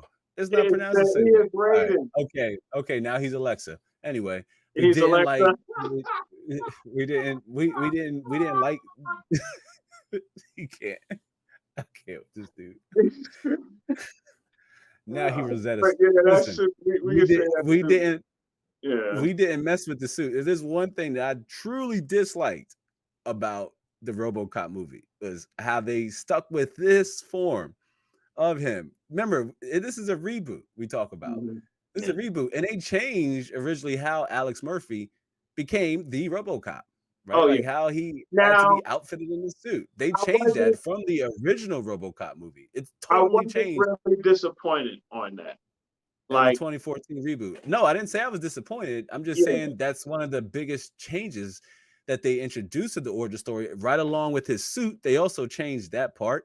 That part was I was okay with. I like that part. The right, suit part right, I was not okay with. Like you said, they right. wouldn't turn him into a cyborg ninja. And we're going to show you. I mean, for those of you who haven't seen the 2014 RoboCop, we're going to probably show you one of the best parts of the movie, minus the training montage, but a Yeah. part of the movie that actually Great, had great stakes in it. action scene. Like Great action it was scene. dope, and it was one of the Woo! best It was things that I like clean. that It was might clean. save that might save the rating of this movie, right? Yeah, yeah, Like it might be the one thing that saves the rating once we rate this yeah, reboot. yeah. But I did not like the suit and how drastically different it was from the classic RoboCop. I mean, it's like he's missing armor plating, and not only that, but he not only that he moves like some type of super stealth cyborg ninja that That wasn't really human. run. Oh my God, that run.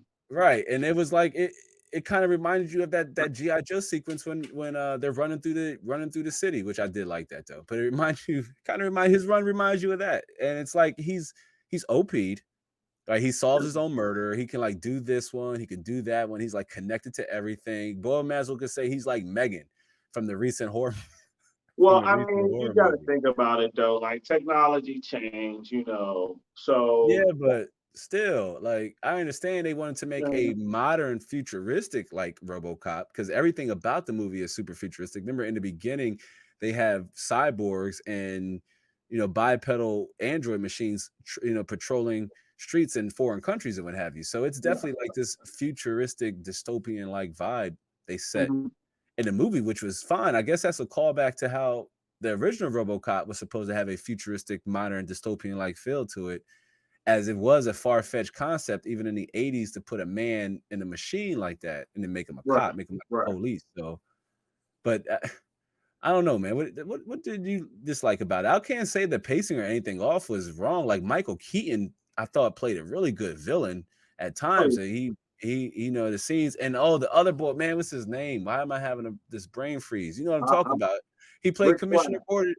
No, he played Oh, Commissioner Gordon in the Dark Knight trilogy. He was in he oh, was Gary in Reboot. Oldman. Grario, yeah, yeah. Him too as the Oh, scientist, the lead scientist who put the RoboCop program yeah, together. He was good yeah, too. Like yeah. Michael Keaton and him had scenes that made the I movie mean, not boring. they're great. You know what I'm saying? So Right, but that's what I'm yeah, saying. Like it had parts of the movie that didn't make it boring. It was just that suit, dog. I couldn't get behind it. yeah, I don't know. yeah. I didn't like it was such a far cry. And what made me even more upset, if you remember in the movie when they was like they had originally outfitted him in the original look, but then Yeah. Michael Keaton he was like, "Nah, let's change it. Let's what I mean, make him look more stealth like." You know what I'm saying? And they did away with the original look. But when you see him in the movie, in that original like metallic blue, that like royal blue, it looks good on him, even for a futuristic looking RoboCop. What didn't you like about it? I You mean, loved everything about it. Here comes Scott talking about it. It was a 10 out of 10. no, you're funny. No, like I said, I agree with you. That suit was not it for me. The suit was not it. I do like how they changed the origin on, his accident or whatever happened to him to become RoboCop, Right. because I don't think they would have been able to incorporate what happened in the movie back in the day with now, with him getting blasted on, you know what I I mean? mean, they could have did it like an explosion. They just chose his car, but I understand what they was trying to do. They made it personal, like it was his home. So I Right. think it kind of meant to send a message like we can get you in your home. We don't have to like lure you to a place and blow you up. But they could have Right. did something like that, which they essentially, I mean, it was partially. He didn't. Some would argue like, how could he have almost died? He wasn't really like by the explosion, but He he opened was the close car door. It enough. opens right underneath Right. him Well, when in he that opened the case, car. Patterson's Batman should have been dead too. Right. You know what I'm saying? Like, no, Like, he was if right come on under the now, car door though. armor or I not, like mean, his face was exposed. But right, okay. I mean, he lost what always survived, like his heart, his lung, and his, you know, what I mean, his brain and shit, something like his that. brain and his is like what part of it? Oh well. Right, but like Like I some feel you. skin, like some skin from his arm and some skin, yeah. But no, maybe not showing him like how he died in the 80s originally. Feels you don't know. He was shot up by, you know what I mean, the gang. Shot up. Like the Banged on. scene lasted like uncomfortably longer Straight gas. than it should, right? Like it's still meme to this day. He's like 20 minutes later. The Peter Weller yell. It was good for the time though. It was good for the Yeah, time though. nah. Big It ups was to good. Peter You know it Weller. was good He's for one the of the time. science fiction kings, man, for real. Right. But no, they But couldn't do that. So yeah, they changed it. But what do you like about it? What don't you like about it? You feel I me? mean, that was basically it. And that corny ass run. That Yeah, that run, it was so unoriginal. corny ass Like run. again, so before me and Skitty, before we started the pod, y'all, we had watched the RoboCop Rogue City trailer. And you know, it was straight fire. And we was pointing out like how, like RoboCop can still move like, you know what I'm saying, as Tank, but then he can also move in like spurts. They did it with Michael Myers, or not Michael Myers, I'm sorry, your boy Jason in the Jason game, and like it kind of worked, you know what I'm saying? So, Yeah, and Jason was known to be a tank, like a horror villain tank too. Which, bro, on a side note, I recently had like started watching clips from Jason versus Freddy. Bro, that mm-hmm. fight scene was more epic than I originally thought. When With when Freddie, Jason fought, yeah, when Jason and Freddy fought, like when Freddie showing some it martial arts skill, dog. He was the my man was out here fighting like the Winter Soldier. Jason swinging. I Yeah, was but like, damn, Freddie. it All was, them nightmares he been in with motherfuckers probably doing martial arts fights. He done took their toes and shit. but it was hot though. It was all right, Yeah. especially if you judge that this was like what, almost 20 years ago. I ain't going front, man. I like when Jason got a hold of him and started dragging his ass, dog. He's Oh yeah. just dragging And him. boom. But I would have wanted to see more of Freddy using more of his, demonic like powers, like bringing him in and out of reality or what have you. But other Well, than that, it was remember, still dope. in our world, when he brought into our world, he doesn't have any magic. Yeah, but he was surviving so much stuff. He had something. That, He that, had that, something. that was the whole. That was his whole. That's his whole deal. I In the know, but dream, in the dream world, he's immortal. Nothing can right, really harm him. But in our world, he's as vulnerable as anybody else. right. Well, So, it would but have, Jason had the advantage there then because he still had his strength. But oh hell yeah, he was but dragging. right, ferocious. But talking about RoboCop here, what we didn't like, that was one of the biggest things. The suit, everything else, I think it was an all right, halfway And for decent the most movie. part, yeah. For the most part, everything else was cool. Right, I would give it we're going. for real. I personally, I would give it 8.5. So you jumped the gun. I was gonna show him. I was gonna show him the scene we talk about, like the Oh, scene oh, we well, go ahead and it show him did the we give her scene. because 8.5. That's awfully high, dog. Like that's I, like that. I mean, 8. You know, I mean, just because of the suit. Like I said, it's Yeah. not a bad. It wasn't a bad movie. You know what I mean? This scene right here, y'all. This scene Favorite right thing. here, me and Skiddy, like this joint was hot. Like if you ain't, if there's any reason to watch this movie, it's for this scene right here, like alone. 7.5 out of 10, 7 out of 10. It's somewhere between there. I mean, it was just other parts that just like the warehouse training montage scene at times didn't make sense, and the whole, him like having memories of his family and stuff. I didn't. It wasn't really fully explained. Like Well, those parts of the story didn't didn't something really. happen to him to trigger the memories? Because that's what happened on the first one too. It was something that triggered. It was something that kind of like restored his soul, as it were. Because Right. remember, he went from being RoboCop to call me Murphy. Hmm. Right. So that was another thing about RoboCop. So it's It kind of was like it's like when a man realizes he's not a machine or something like that. right, right. Huh. Well, I don't He know, was, man. I mean, I'm trying to see what's there to put it over 7.5 to give it to give it an 8. Like what really as a movie? I mean, the score was okay. It was decent, like what y'all just heard in an action sequence when he's fighting all the 8009s. You kind of can hear some of the score. Although what I really like about it is mostly just action, you know what I mean? But I mean, it sounds good. Trying to get to the parts where it's so you kind of can hear some of the score there. I mean, like as it's in the action, like the soundtrack was all right, you know. But that's what I'm saying, man. Like 7.5, 8, like 8. It's not. It's not really I mean, that's the same thing we gave Man of Steel. right. So you're saying it's good on the level as a reboot of Man of Steel, as a reboot. Remember, these are all reboots. Think about that, All right, then I'll give it a 7.5. Then. right? Like looking at it like that, just how we compared it to Man of Steel. I mean, we gave Man of Steel an 8 out of 10 as a reboot, as a Superman reboot. RoboCop as a reboot, I don't know if I can really give it an 8.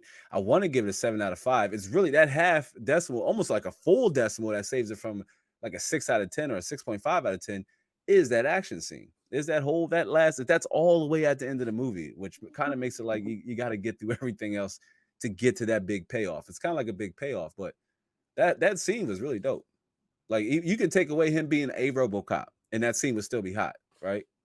Like suffice it to say, you can't even tell that. If I showed you the clip and you never seen the movie, and I say, "Hey, who do you think that is?" You'd be like, "I don't know. Maybe just a stealth ninja." I'm like, "Nope, that's a RoboCop." He's literally that's a whole police right there fighting like that, like a samurai ninja turtle with Stupid. armor on and a computer and his brains. Come on, man. But I Uh, give that sequence there. Say that it's more like 7 out of 10. You know, something like that. What do you think? 7.5, 7 out of 10, somewhere in between. I 7.5. I'm good with that. What what was it now? 7.5. 7.5 out of 10. Yeah. Go stick by that half, huh? That's it's borderline putting along the lines of Man of Steel. Oh man. And what did you give Power? You rated RoboCop over Power Rangers higher. I just want to point that No. out. Yeah. Yeah. Yeah. Yeah. It was definitely over Power Rangers. RoboCop Yeah. RoboCop reboot was better reboot than Power Rangers. Yes. I'm gonna say you saying it all definitively like No, I'm oh saying yes. Like that's like, he just it's not discovered even a another debate. planet. He was like, oh, it is the It's not planet Scott, even planet not even Skiddy, a debate. You know.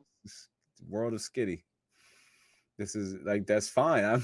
I just pointed out that you did. It was adding that. All right, you rated RoboCop a higher reboot than the Power Rangers joint. All right. Here's one I ain't really mess with it all too much. But what do you think about Yeah. Dre? Yeah. What do you think about Dre? What do you want to start with? What are you gonna tell us about it? You gonna tell me what about that Dre My reboot? This is one man, of our oldest reboots too on our list, y'all. Paul On this podcast. Urban. Now, everybody's familiar with Judge Dredd, which was back in the day with Sylvester Stallone. Right. which was great for the time. Definitely fucked with it. And wasn't really too keen on about the clone and all that, but again, I wasn't too deep into the comic book anyway, so it's neither here nor there. But for a modern at the time dread this movie, man, the action sequences on there were crazy. The way he would just use the gun like it was like he was punching with it. Like, Right. oh So my God, it was so, and it was close quarters too. So that so was you're saying another so these are interesting. Go so ahead. these are things these are things you liked about Yeah.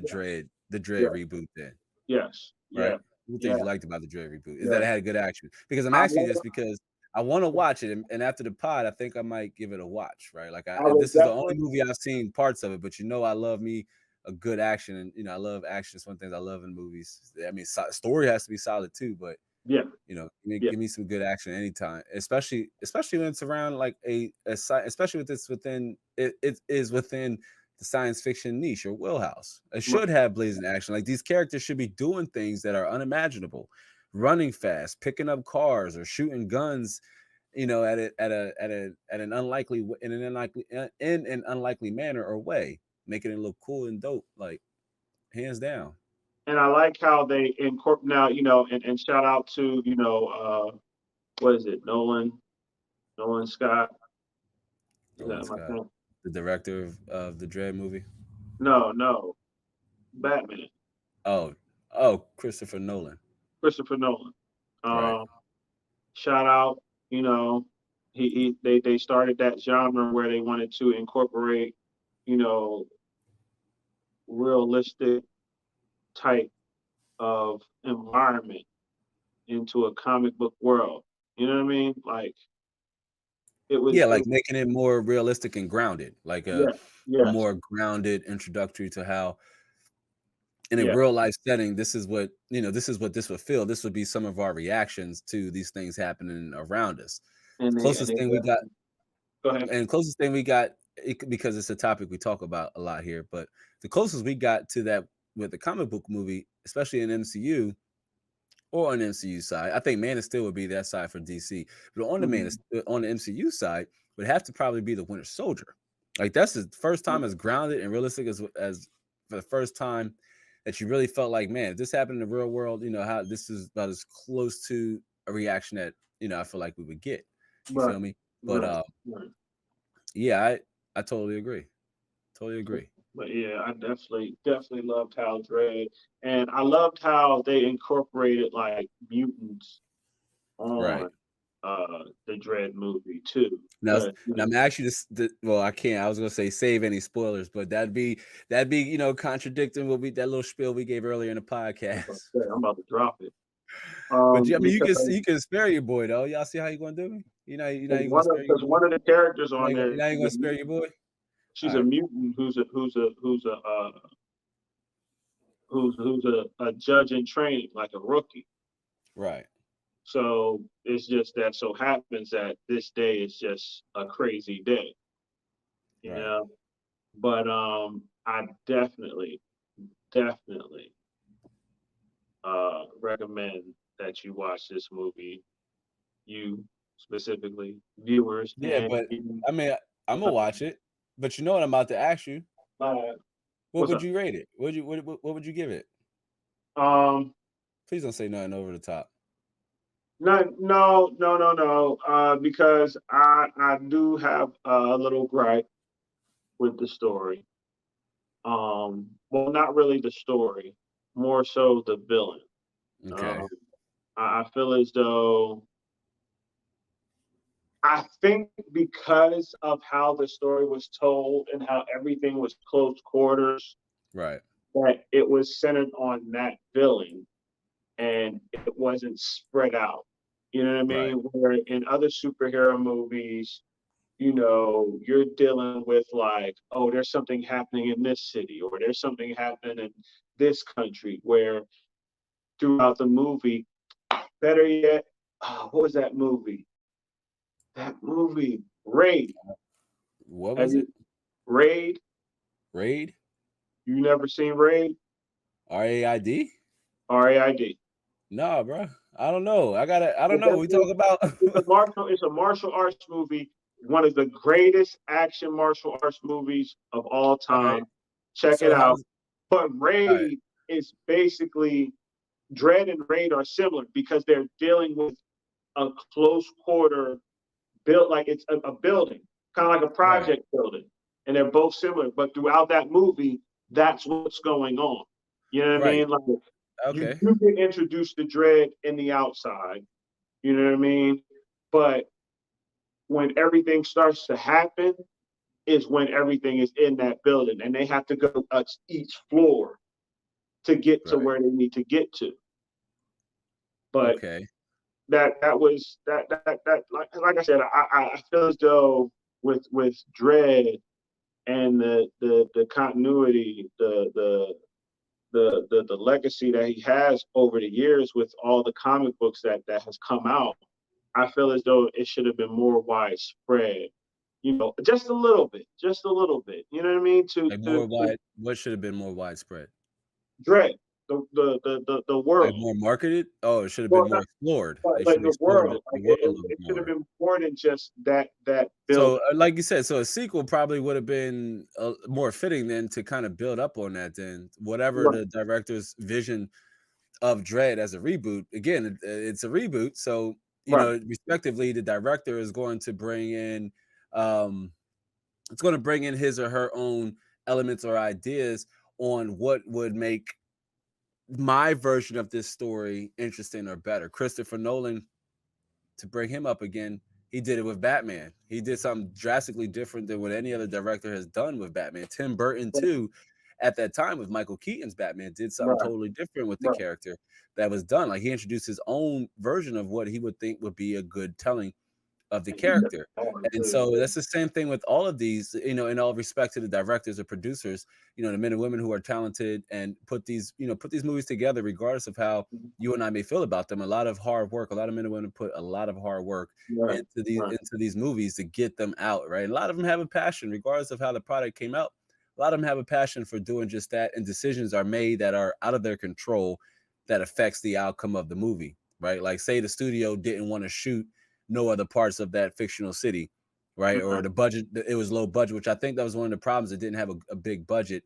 So, a smaller budget means you can't have as many set pieces, right? That you have to limit your locations you shoot at Yeah, yeah. because you Speaking of don't have, budget, as you were saying, when you were asking me what was I talking about, marketing definitely was the issue too, because I right, didn't hear about the Dread movie until like a year later when it was right. already on Blu-ray. That's when I first seen it. I was like, hold on, they came out with a Dread movie? I was like, what? And then I Right. looked, I'm like, Carl Urban, that's my boy. Yeah, I said I kind of had the same. I kind of had the same sentiment. I don't know if I just missed it back in 2012. I wasn't like into the culture and the industry as much like I am Right. now. Yeah. So I Right.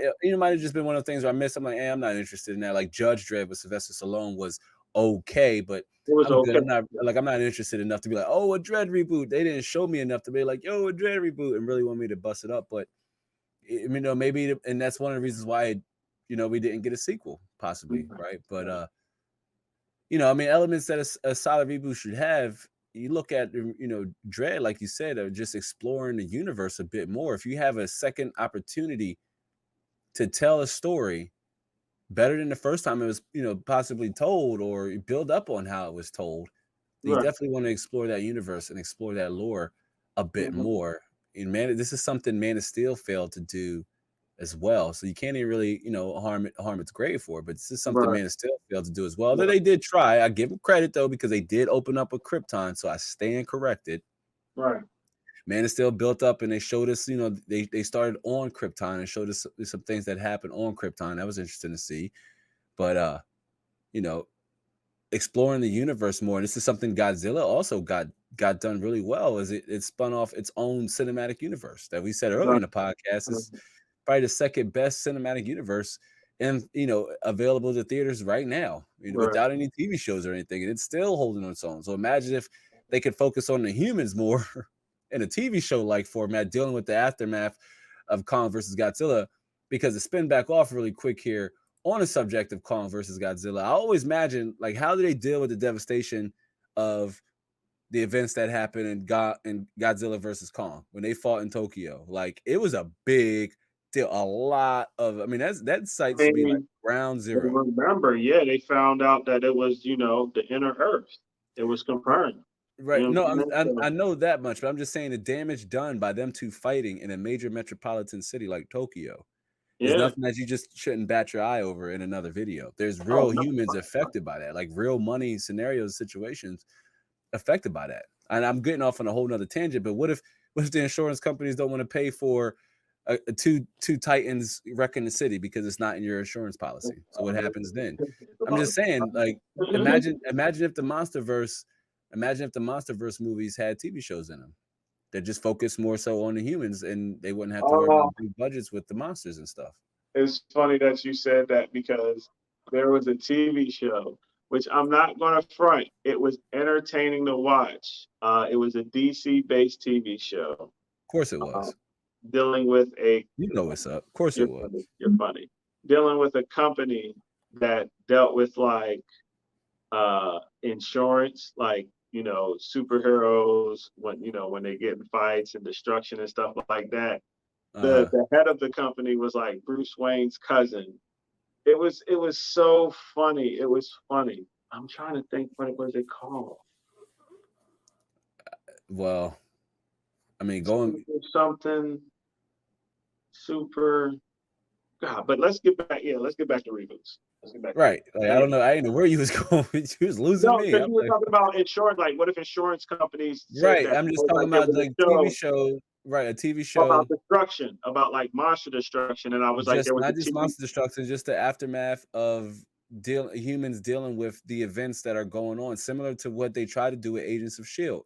A lot of people was like, how can a TV show like that work? And then they started off like that by showing us like the events that happened, like how they dealt with Thor: The Dark World and picking up from the damage that happened over Right. there in England and what have you. So, like just like that, I mean, there's a lot that goes on. A lot of stuff is destroyed in these movies. Dog, they wrecked Tokyo. There's a whole hole towards the inner Earth in Tokyo. How do they Yeah, deal with that? that's I what mean, I was maybe we'll saying. find Like, yeah, out that in was where the Godzilla. whole opened up for Inner Earth. That Right, yeah. that's what I'm saying. Though, but how do you deal with that? Imagine a TV show that explored that and kind of dived a little bit deeper, kind of like how the Marvel shows Would are it meant be to would it be enhance. funny or would it be on the serious side? You know what I'm It'd be saying? like how the movies had a very balanced tone. They had funny and serious. It was more Or, like that or, Warner or would it Brothers be dark more? humor. Or would the TV show be more of an exploration, a journey to the center of the earth? No, You not you're focusing too much on but and the right, like I don't know where you're going with that because in the movie it's shown first of all you need one of those heave vehicles or heave you need a heave to even get to the center of the earth, yeah, yeah, which is front running by the billionaire company. So it ain't like going to damn Walmart or something. You need a whole special car to get there. yeah, But I mean, just more so just them dealing with the aftermath of these titans wrecking these cities.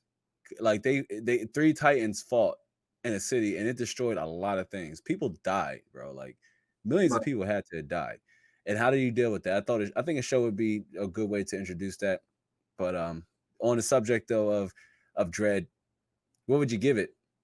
What would you give it? You kind of talked about what you liked about it. You said it had good Um, action. You said it took place in like one location, but I yeah, mean, that, what would you give that it? was like I said, that was the gripe. So I would have to give it. I mean, because I'm gonna be honest with you, I can watch Dread again. You know what I mean? Like I've watched Right. Dread more than once.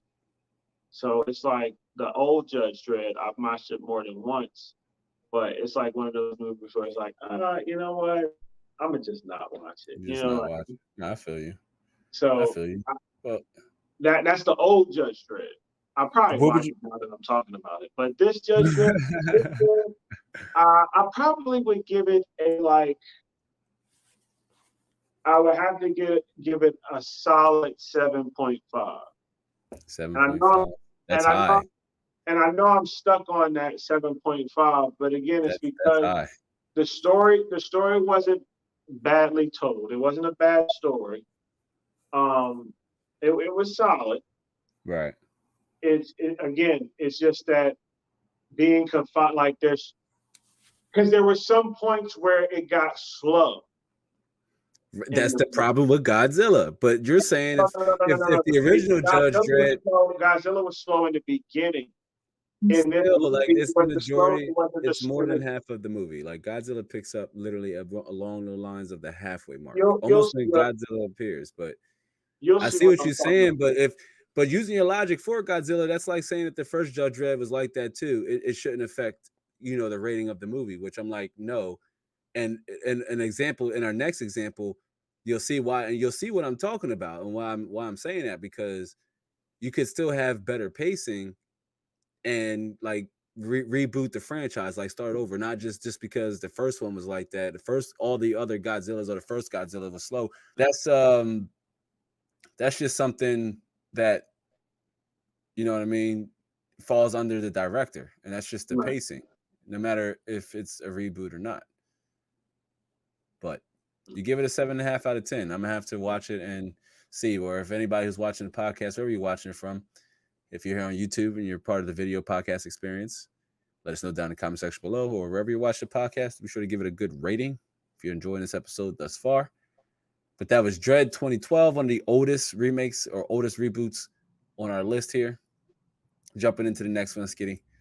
This is one that just recently, oh, got me going. That is Dune. Dune Yeah. 2021. Yes. Good old Dune, my boy. Yes. Paul Atreides. Moadib. The Fremen. He ain't the Moadib yet. I like giving him his Bene Gesserit's alias anyway. That Harakasar or whatever. I can't. Moadib. What is the One Bene that will search Gesserit's? for the water. The what? I said he is the one that will search for the water. Yeah, but the Bene Gesserit's called him something else too. That's why Jessica Atreides' mom wanted her to have a daughter, because she thought she'd be the Harakasar. The what? No, they call his sister the abomination. No, I'm talking about she said it in the movie, dog. Like you just trying to be a contrarian. You talking about? No. I said abomination. I was like, No, no. but remember, the Bene Gesserits, well, they refer to him as something else. He's like trying to fulfill two prophecies. Yeah.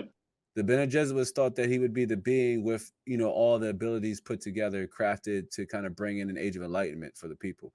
But to Right. the Fremen, he's the Muad'Dib, the person who's going to lead them to water. Well, Yeah. no. Moadib is the name that he chose. But that's, you know what I mean? But nah. No, I get what you're saying. All right. So what'd you like about it? Oh, about Doom? No, about What? Quake 3. You said Quake 3? Quake 3 was all right. You know what I'm saying? Right. Quake 3 wasn't even a movie. It was an arena shooting game. How you gonna throw bait? You gonna go for the bait? Talk about oh no, it's No, still good. but you already knew what I was going to do, Nah, though. I didn't know what you was gonna do. You just I But Doom, asked you what did you like about. I said what did you like? You like about what? being a fan of Doom, like I stated in the video before about the Doom trailer that came out, Doom 2 trailer that came out. I like the fact with this new Doom, unlike the original Doom, instead of trying to tell, the entire, book into, one movie, they're separating it into, a few movies, as Two. if you will. Two. I thought it was going to be 3. My understanding is part 1, part 2. I could have sworn there's going to be a 3.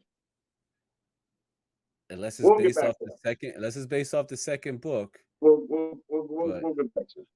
But Okay. Yeah, because you're right. Because we're talking about, you said as of right now, it's been confirmed as part 1 and part 2, and it was only confirmed for a part 1 and part 2 like a week after it was released on HBO Max, and then and eventually, you know what I mean. I believe it was eventually released in theaters too, but it was never confirmed. That this is in the movie's history. Like it was it only got its confirmed sequel after the movie released, and it had positive reception. And then they came out and said, yep, there's going to be a part 2. This is why I threw a lot of people off. Like, oh, this is Dune 2. No, it's more so really Dune Part 2. Right. You know what I mean? So, So much like what the Fast X did. I do like how they're taking their time telling this story. Right. I do love the visuals. You know, it's one of those sequels that uh uh surpasses its predecessor. You know what I mean? Like what was a reboot that didn't surpass its predecessor? There's a couple of them, but there was one that I have particularly in my mind. I'm about That's to say neither. because for the most part, the ones that we have mentioned, I think, have outdone their predecessors. Yeah, yeah, Like Power Rangers, I'm a little skeptical of, but for right. the most part, they have up to this point with Dune. I think But Dune definitely have outdone the what 1984 version.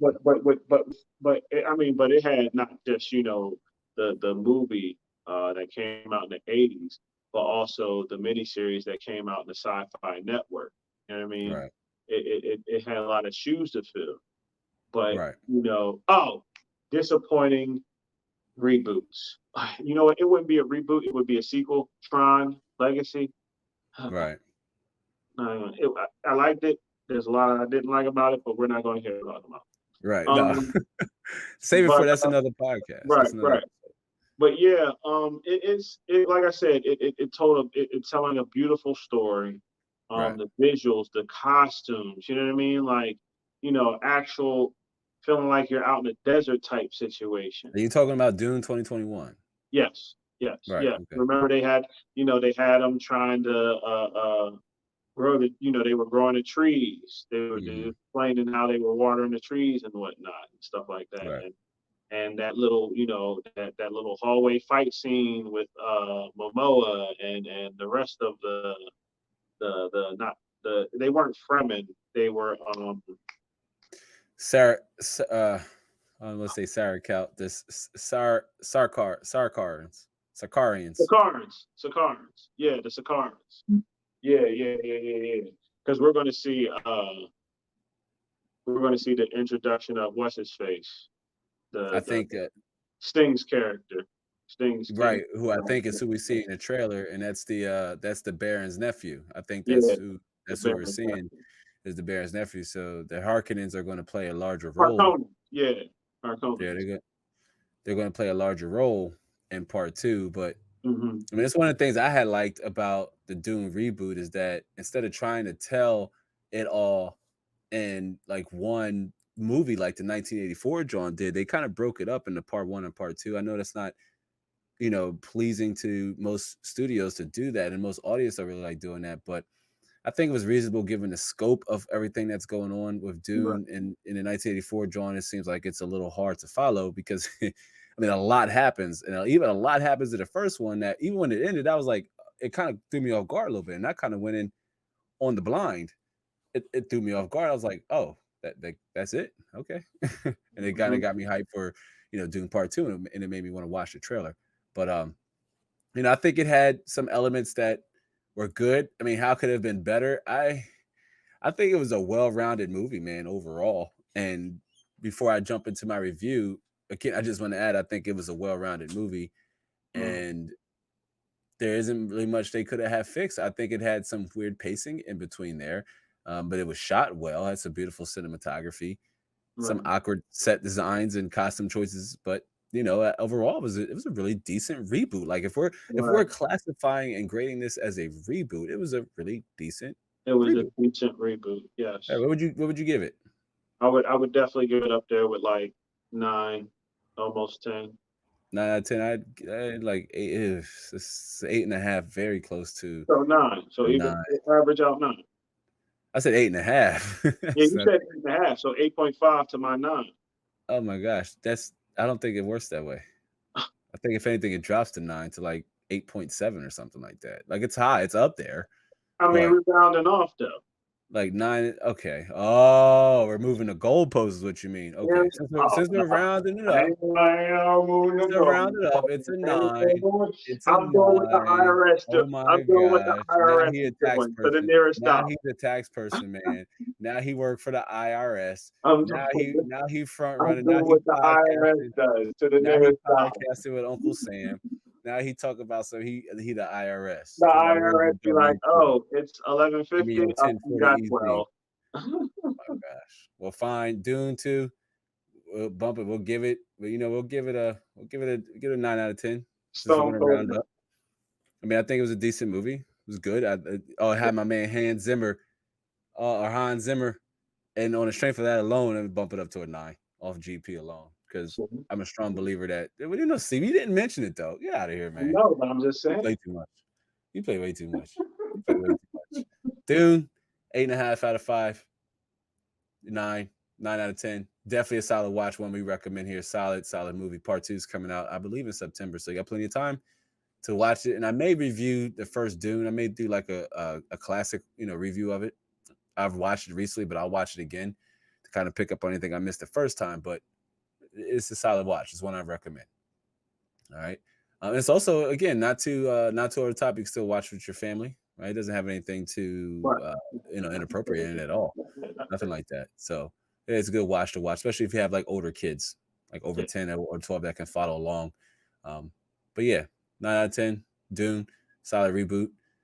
Switching back over here, Skiddy's third favorite movie of 2021. This was Skiddy's favorite movie right here. That Ghostbusters 2021. That Ghostbusters Afterlife. Skiddy, tell us, Now, fam. here's Tell the us, thing. fam. It wasn't my favorite. Did I enjoy it with my daughter? Yes, I did. Yes, I Right, did. Love that movie.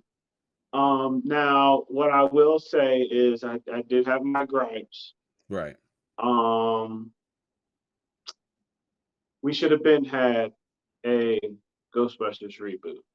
Right, I totally agree. Well, It, you kind of did. They tried with the 2016 one. I don't mean the less said about that, the better. But they tried with the 2016 one.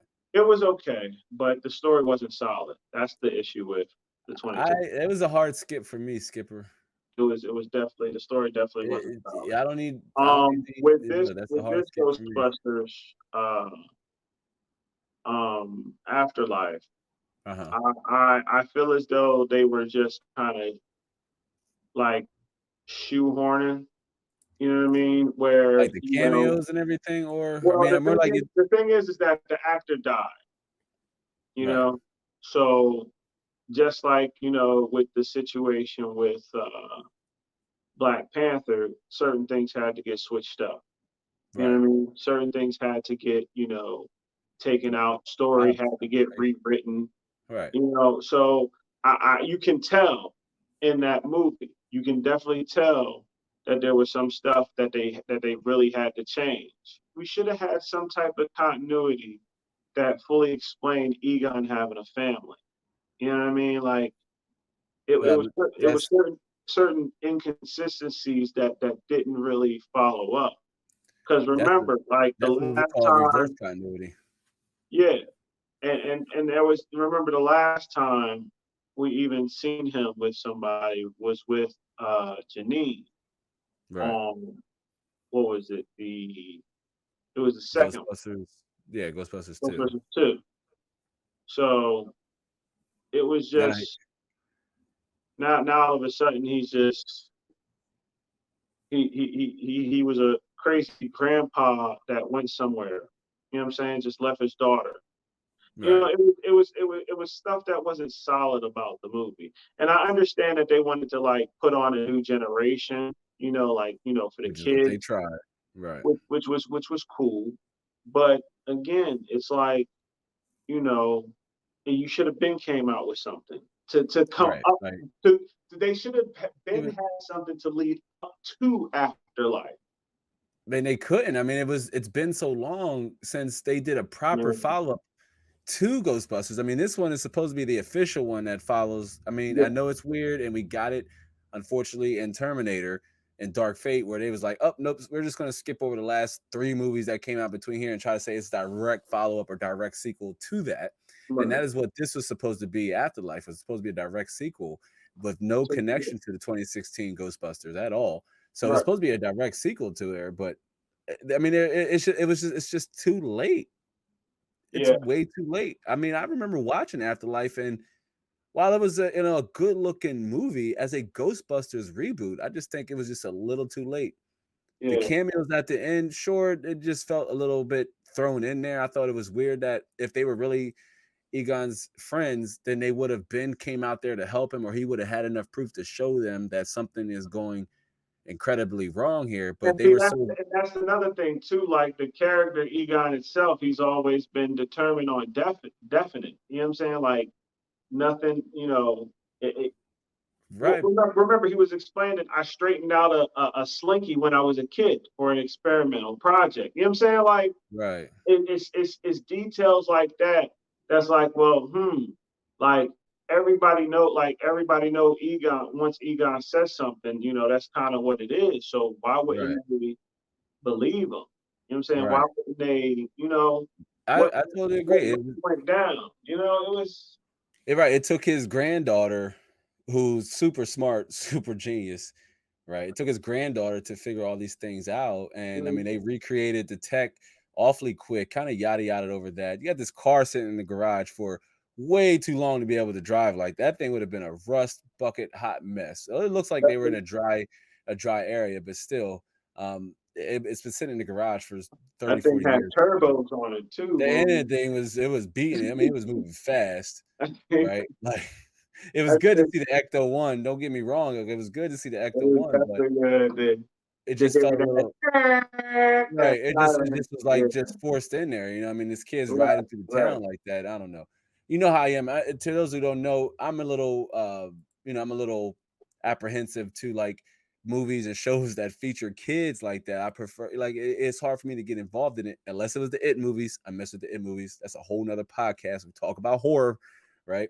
But I mess with the It movies. It was all right in the It movies because those kids was very much involved in life or death scenarios, and they were dying or being depicted as being killed. So the It movies were all right. That's different. But in Ghostbusters Afterlife, it's hard seeing these kids in these roles that the adult figures were essentially in fighting ghosts in these life or death situations and scenarios. But Ghostbusters Afterlife, I mean, tell me what would you let's go ahead and rate it because to me it wasn't it's not a solid example of No, elements that one a good reboot should have, right? Just right, it just didn't right. have good callbacks, right? Like organic callbacks, like it like not like they didn't they shouldn't have felt forced or what have you. Just Right, a lot of the right, callbacks right, felt too right. forced. So You know what I forth. mean? Though I thought Paul Rudd was a good look in the movie, but he was Oh, just like definitely. weird and awkward at times. Like it just wasn't doing it. Then they had the boy from Stranger Things, like he was all right. You know what I'm saying? Like it wasn't a cast, but the whole like and then there was something about the mind, like the mind ghost. I don't know. I couldn't really get behind it. Yeah, I'm gonna go ahead and whose turn is it to rate first? Is it my turn? Who rated Dune first? It's supposed to be I rated Dune. It's your turn to rate Ghostbusters first. What would you give Ghostbusters? I rated it a 6. Damn, get out of my. I was gonna say the same thing. A 6 out of 10. Yeah, It's a 6. 6 out of 10 for me. Not a good reboot. More things I disliked than I liked about it, Right. and I strongly feel like it was just way too late. It's one of those things where it might be time to let the franchise go. As much as I hate to say it, same thing could be said about Terminator. After Dark Fate, seeing that it's kind of like one of those things where like you know what, it just might be time to let the franchise go. Same thing Or, with or or Ghostbusters just or completely start new. or Like completely start new. Like, and the completely problem start. with that is it would, especially when you're taking a movie from the 80s like Ghostbusters, when you're taking a movie from the 80s like Ghostbusters and trying to tell it new, kind of like with RoboCop, you have to like reinvent everything, just Right. like they did with RoboCop. Like it was in a futuristic modern society. Microchips and the internet, those things are a little bit more common, during that time, right? During 24, especially in 2014, those things are a little bit more common. Maybe not Mhm. so much in the 80s, but more common now. Same thing with a movie like Ghostbusters, people with cell phones, there should be no secret that ghosts exist because people have cell phones and be a little easier to capture, like books being thrown at you and a lot of these other paranormal activities going on. Right. They was able Right. to get away with it in the movie because they try to make it take place in some, way out of separate from the world place, and that's how they try to get away with it. But come on now, in the modern times, ghosts would be caught on camera. But if they're going to, they might as well like redo it, do a whole startup Ghostbusters. Like, yeah, we go where people, whoever captures, they could like blend it. Like, all right, with humor.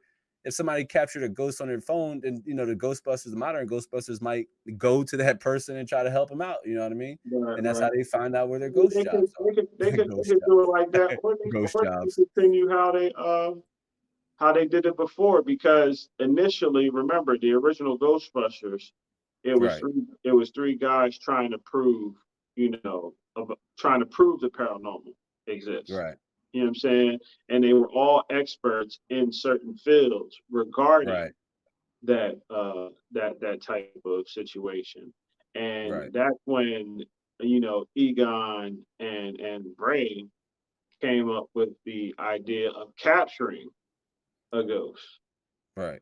It was Bankman that wanted to market it. So it's just like I said, it's they could do the basis of the story in a new movie. Right. It It's could just, work. it's just that they would definitely have to change some stuff up. Definitely have to right. change some stuff up to Just modern like they did with just like they did with RoboCop, which we RoboCop. did Yeah, rate RoboCop than higher than Ghostbusters. So yeah, and they did it with RoboCop. But yeah, right. Ghostbusters, that's a solid 6 out of 10 for me, dog. Yeah, That's gonna be a solid 6 out of 10 for me. Um, definitely 6 out of 10. Yeah, one of those movies where it's hard to recommend if you ain't got nothing else to watch and you're a fan. You know, some of the callbacks you might feel like they're a disservice, but right. feels just a little too nostalgic bait. You know what I'm saying? But here's one for you. Holy cow! You know why I picked that one? I know, Oh my goodness! I know, Oh my gosh! I know. You champion this look too when they first came out, and don't get all like forgetful on me now. You champion this look when that was first revealed, dog. And I was like, what? And the I painted green definitely, washing machine is that. I definitely wasn't a fan of the linebacker. Oh my gosh. Let's get to the obvious. What didn't we like? That I god definitely, awful look. I definitely wasn't a fan of the linebacker turtles. Oh, Um, but Tell me how what Leonardo is wearing right here is actually armor. How is that?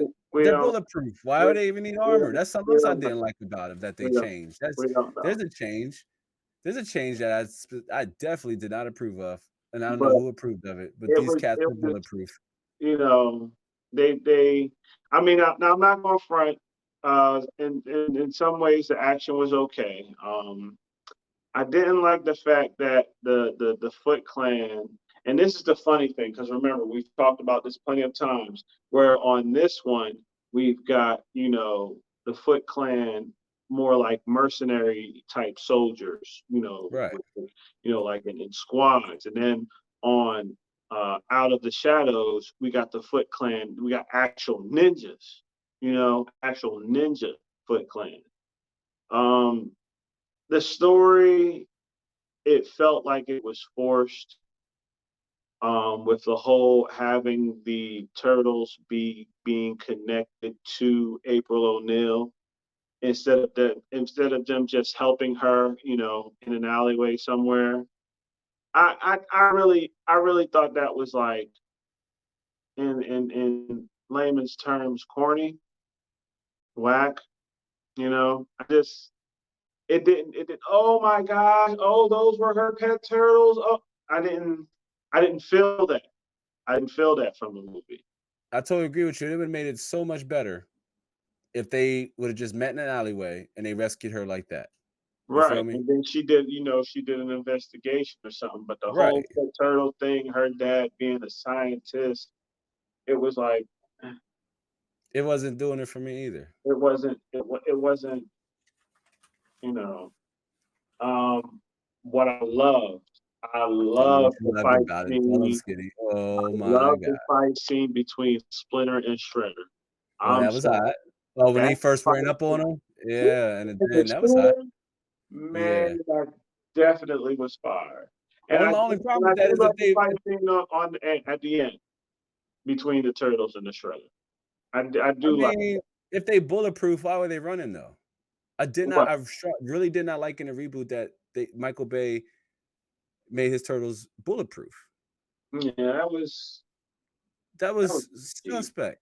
It was just cheap. I think That that was. really it really took away from everything. And I mean, they were getting shot at with assault AR-15s, assault rifles, dog. These Yeah, weren't no 9 millimeters and 22 caliber pistols.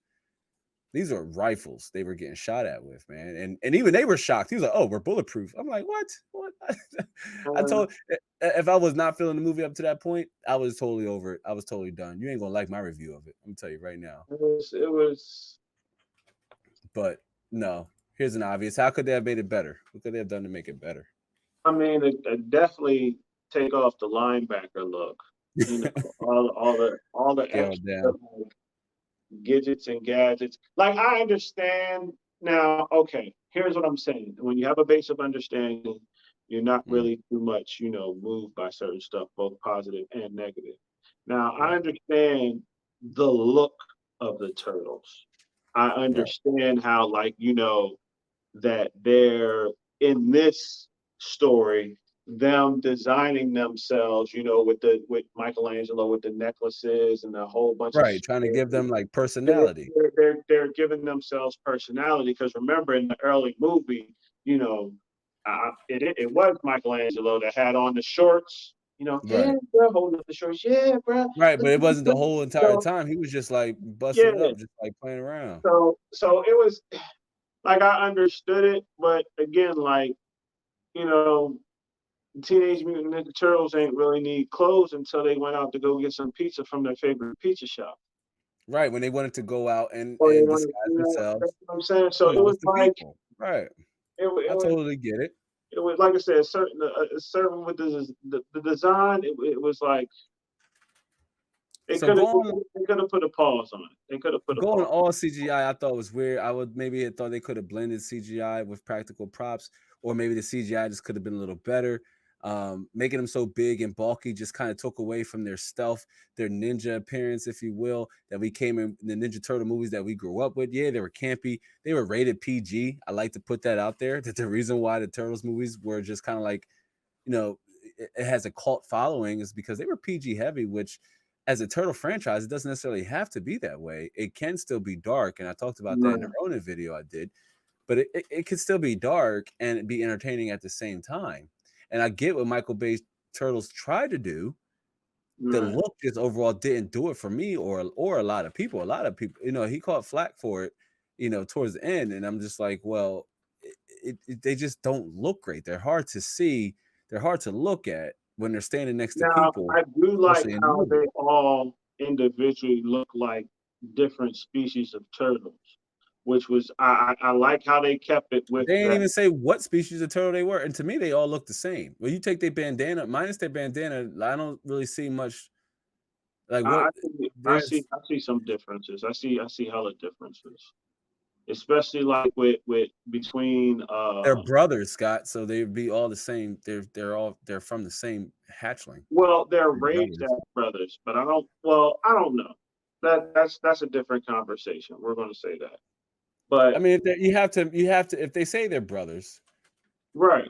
and turtles hatch from eggs, even mutated ones, then But we never they all but that's came the from the thing. same. We've never seen them from an eggs. And they always and even if you like go and get like old school Ninja Turtle like toys and stuff like that, they're different shades. They're different shades of color. So that's Right, that that's would indicate different species. It indicate different species would be land turtle versus water turtle. One has oh web okay, you know claws, what, you're right. You're one right. has web claws, one Like doesn't have web Toka claws. Toka One's more. was a snapping turtle. You're right. You're right. You're First of all, the turtles are based off of likely American box turtles.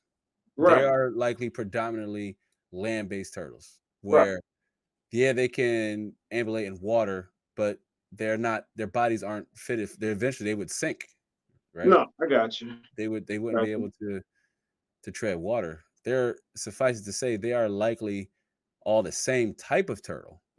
Right. And they have this strong there's one thing that you can't argue with. They have that strong brotherly bond that exists in almost all of Teenage Mutant Ninja Turtle media that would make it hard to be like, "Oh no, they're four turtles that I mean, they grew up as babies, dog. They're brothers. They grew up in I mean, turtles. I'm not They saying. lay Oh, eggs all I'm just, together." I'm just, I'm just saying. I'm just saying. Like, you know, you just broke it down. I get it. I dig it. All But right. Well, what I did just like you I said. But again, I answered my own question because different species they would have looked different. Like I was saying, Toka, he That's was, because Tokar was an alligator he was, snapper turtle. yeah, he was a snapper And turtle. they So said that he in the looked movie. They different. went with a snapper turtle because they're Yeah, known to be super aggressive. Snapper yeah, turtles yeah. are known to be That's what I super said. He was aggressive. a different species of turtle. So yeah, he did look different. So yeah, they couldn't be different species. but they all, well, it's also their size difference too. That could be it too. I mean, They're that's just like they're just like four human brothers, except humans. If somebody had quadruplets, then yeah, they're probably all going to come. They're all going to one come out looking the same, right. but they're also going to be slightly, maybe tall, maybe short, or what have you. But they're Hmm. all going to look the same, as all of them look the same. Minus we can't really see Donatello, but look at Michelangelo, Leonardo, and Raphael. They all have the same beak and everything, no nostril size and all. Raphael Um, more look same, got that gorilla look. same with the bald. Well, Raphael and Donatello cover their heads, but all of them have bald kind of heads, which most all turtles do anyway. But they're likely based off American box turtles. They're more like ground-based turtles. They don't need water turtles. First of all, water turtles only eat in water. They eat So in water. what's your rating on this? Oh, that's gonna be a 5 out of 10 for me. That's gonna be a 5 out of 10 for me. But I don't know. Is that We agree. 5 out of 10? We That's a agree. hard. I mean, it's almost a solid skip. It's a failed attempt And it at a hurts my reboot. soul because I'm a Teenage Mutant Ninja Turtle fan. You know what I It mean? hurts mine even more because I think I'm a bigger one than you, and I so wanted this movie to succeed.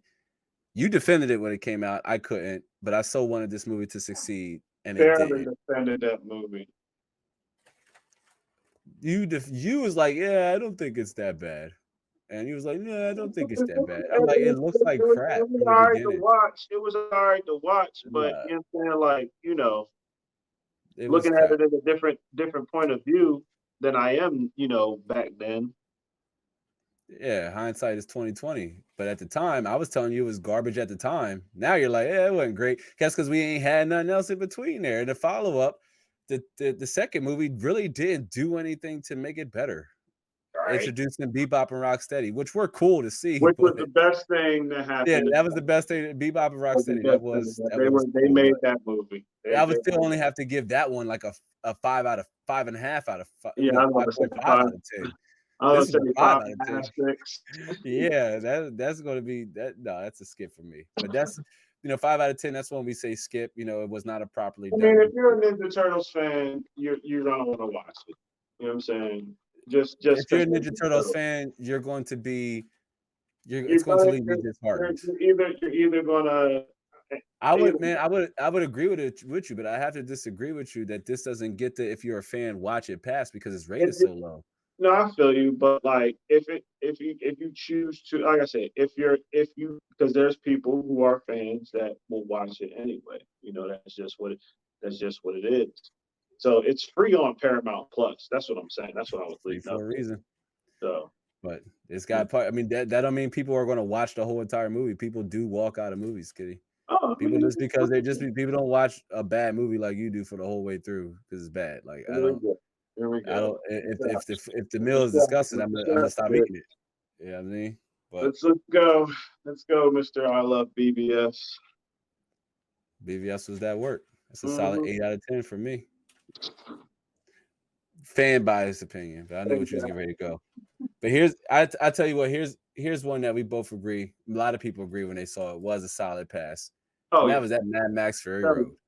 Hell yeah. Holy cow! If you Period. want to talk about a properly done reboot Period. slash continuation, Yeah. example of a little bit of both, that's definitely going to be Mad Max Fury Road. And I tell you what, I didn't mess with the Mad Max movies back in the day, but Now, like the with because we gotta confront, like, when is Fury Road?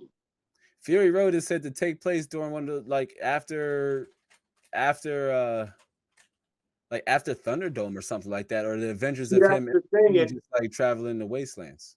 I don't see Thunderdome it would have to be before that.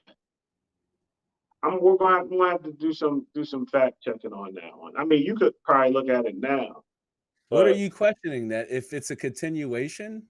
well, if it like when is it like when within the series? Like, is it a continuation after the second one? Is it a continuation after the first one? Because Thunderdome is the third one, and that was supposed to be like it after that. Okay, I just said I didn't watch the previous Mad Maxes. You say you did, and if you saw this one, then you should be able to connect the dots. Not ask me.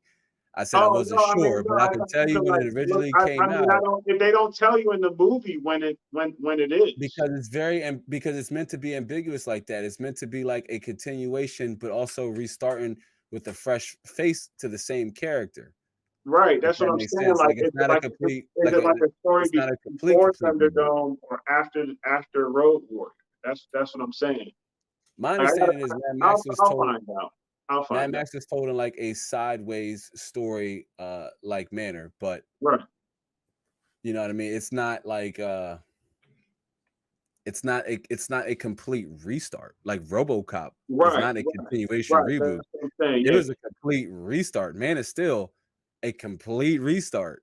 Origin and all. We did not right. get that in Mad Max Fury Road. It's No, like a continuation where it just kind of picks up, you know what I mean? right. I But want to see like that's. I just want to see if it's before Thunderdome.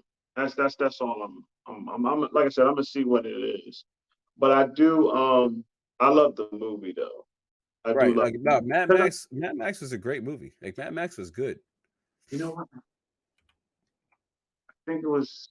Yeah, I'm gonna check it out. I'm gonna do some research. But Mad Max Fury Road, was it Fury Road? Uh-huh.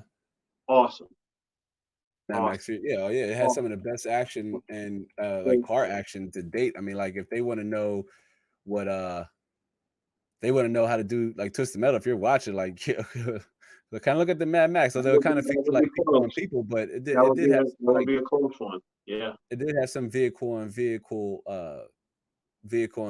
like action in the movie that they could kind of balance from or borrow from. right.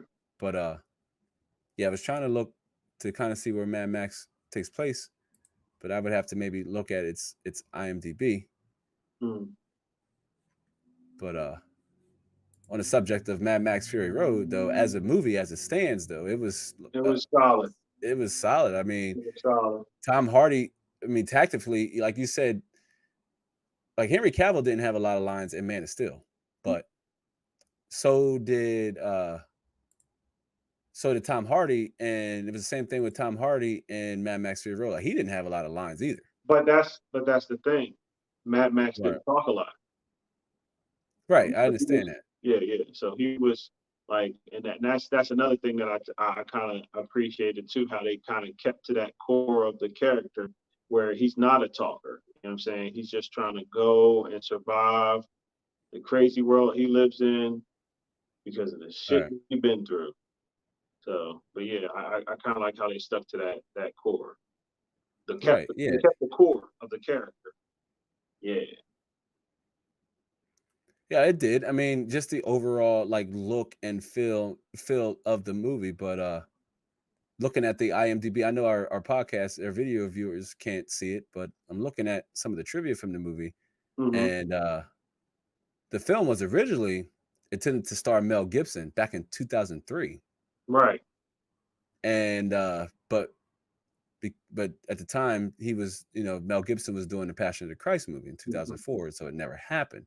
But I find that interestingly enough that it just adds to what I was saying, that it's not a reboot, it's more of a continuation with just a different face of the character, as they originally wanted to use Mel Gibson, and that was only somewhat 11, 12 years after the fact right. that it was meant to they wanted to use Mel Gibson.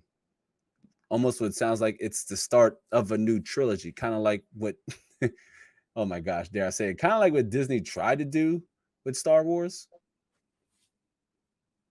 Enough said. I ain't gonna say nothing else. I mean, again, that was a continuation after Return of the Jedi. We're still trying to figure out if this is after Thunderdome or Road Warrior, or like in between Road Warrior, or like in between, you know. When I first introduced it, and my understanding was when it was first bought about, that it was not a reboot, it was a continuation or like a new trilogy.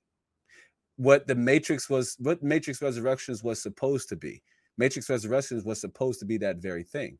supposed to be a reboot continuation of the story. But we got what we got instead. Right, Same thing with Mad Max Fury Road. We didn't have characters from the other ones because it would have just took place like, a different, same era but different time. right, right. But as a movie though, Mad Max Fury Road, if I rate it as a reboot continuation, if you will, more so like a reintroduction of the Mad Max character to a modern new audience is what it did with that. That's what it did with me, and it made me say get hyped. I mean, we talked about the game. The game was fire, Off the chain. right? The game was dope. Game Off. was great. So that's one I recommend you play even to this day, especially if you got a PC. Mad Max. Definitely play the Mad Max game. It follows it still sticks to the storyline of even this game. I think Immortan Joe's son is in the video game, if I'm not mistaken. Immortan's son is in the video game. But it continues the story, got everything you like about Mad Max. Bruh, whose turn is it to go to rate this reboot continuation? Whose turn? I was gonna say reboot continuation because again, it's not really a reboot, but it's not a continuation of the last one because it's got a different character. They're not like starting it all the way over. He's been No. Mad Maxing. Like, remember, he loses his car. They strip his car. That's the same car he would have had in those movies. Yeah. But it's all souped up. They steal his car and they strip it down. You feel me? So I think that's symbolic with them passing the torch too, if you think about it. But that's why I'm like, he's been Mad Maxing up to this point. Right. You know what I mean? He's just been. This is like a telling of a side quest he had to do to help. That's the what I'm wives thinking. Like, like a side quest. Like, right. Yeah. So what would you give it? Come on, keep it a buck. Keep it a buck. I mean, I'll give it a 9. Oh, I'll give it a solid 9. That's definitely a solid 9 for me, cuzzo. Yeah, it was solid. I mean, I want to say 8.5 out of 9. 8.5, 9. But 9. If you broke it down to 8.5, I would give it a 9. But it's because that's the thing. 8.5. Story solid, design solid. The story. I mean, the story was about Immortan Joe. What was the story? That was actually one of the gripes with Mad Max is that the story, it was more action car, you know what I mean, than anything else. But the story wasn't that they were trying to escape. And then they go back. Don't even get me started on the story, because that's one thing that really kind of threw me off. I'm like, they do all that just to turn around and go back towards the Citadel. Yeah. So don't tell me the story was side. No, it wasn't. The story is one of the things that kind of really threw it off. I Even mean, for me. they wanted to free the rest of the people. They wanted to free the rest of the people. That's why they went back. And they didn't, but that destroyed. They went through all that to escape that whole plan, still in his war tanker, getting away, and they're still following. They're still in pursuit of them, mind you. Right. And them going back cost them one of the girls to die, the pregnant one. I think it was Zoe Saldana. Zoe's character, not Zoe. Lenny Kravitz's daughter, Zoe Kravitz. I think her character died. It's caused one of them to die. So it's like it just really didn't make sense in the story for them to turn around and go back after all that. If they really wanted to free the people, then that just would have been part of the plan. Story got kind of weird up to that point, and then even with them trying to get to where they were going, but that's why I'm like, everything else about it was dope. The action and the cinematography had some beautiful shots, especially when they're like they're in the sandstorm. That was really good. The vehicles, everything looked good. My man was hitting that on that drum, that dun, dun, dun, dun, dun, dun, dun, dun, dun, and he's up there beating. They're driving in the desert with the the fire guitar. That shit's hot. It's all hot. But you're watching a movie trying to follow a story that don't make. They're like, oh, they're trying to escape. That makes sense. They get halfway through and they're like, let's turn around. We're running out of resource. Gas is like more important than water in the Mad Max verse.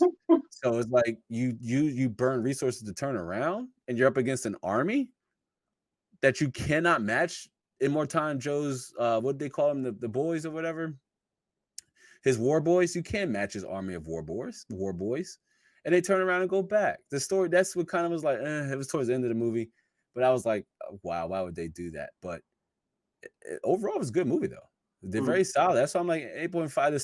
The story was not like a smart, logical story like Inception had, that you would praise Inception, why Inception would be rated so high, because the story was just so good with Cobb trying to, escape his wife's subconscious, and how like he trapped her. It was his fault why she was trapped in there, because he planted the ultimate Inception on her.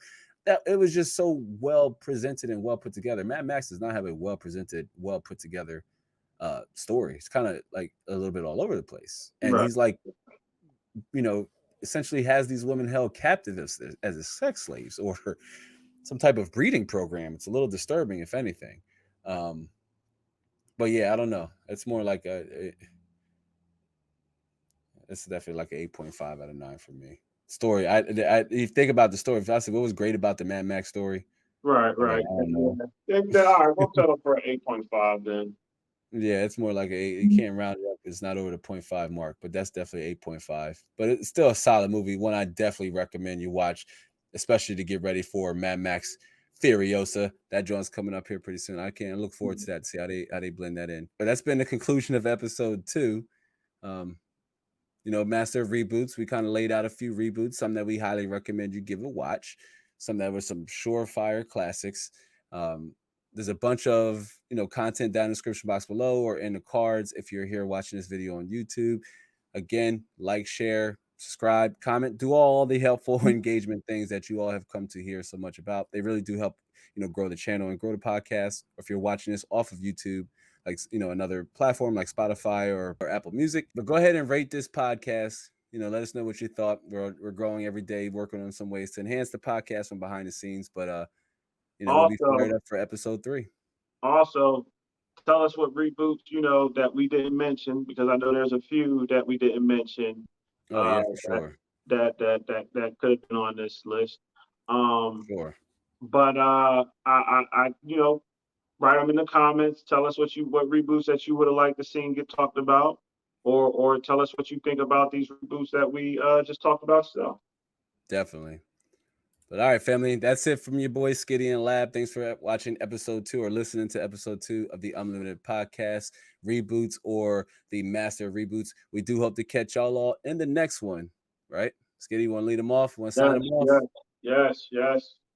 Next one, I'll have a little better setup for y'all. Instead of me having to lean down, lean back, adjust my back, and now he fat Joe. Now he think he's stretching my legs over there, flexing my bad knee. Oh my god! All right, y'all. We'll catch y'all in the next one. All right. Be easy.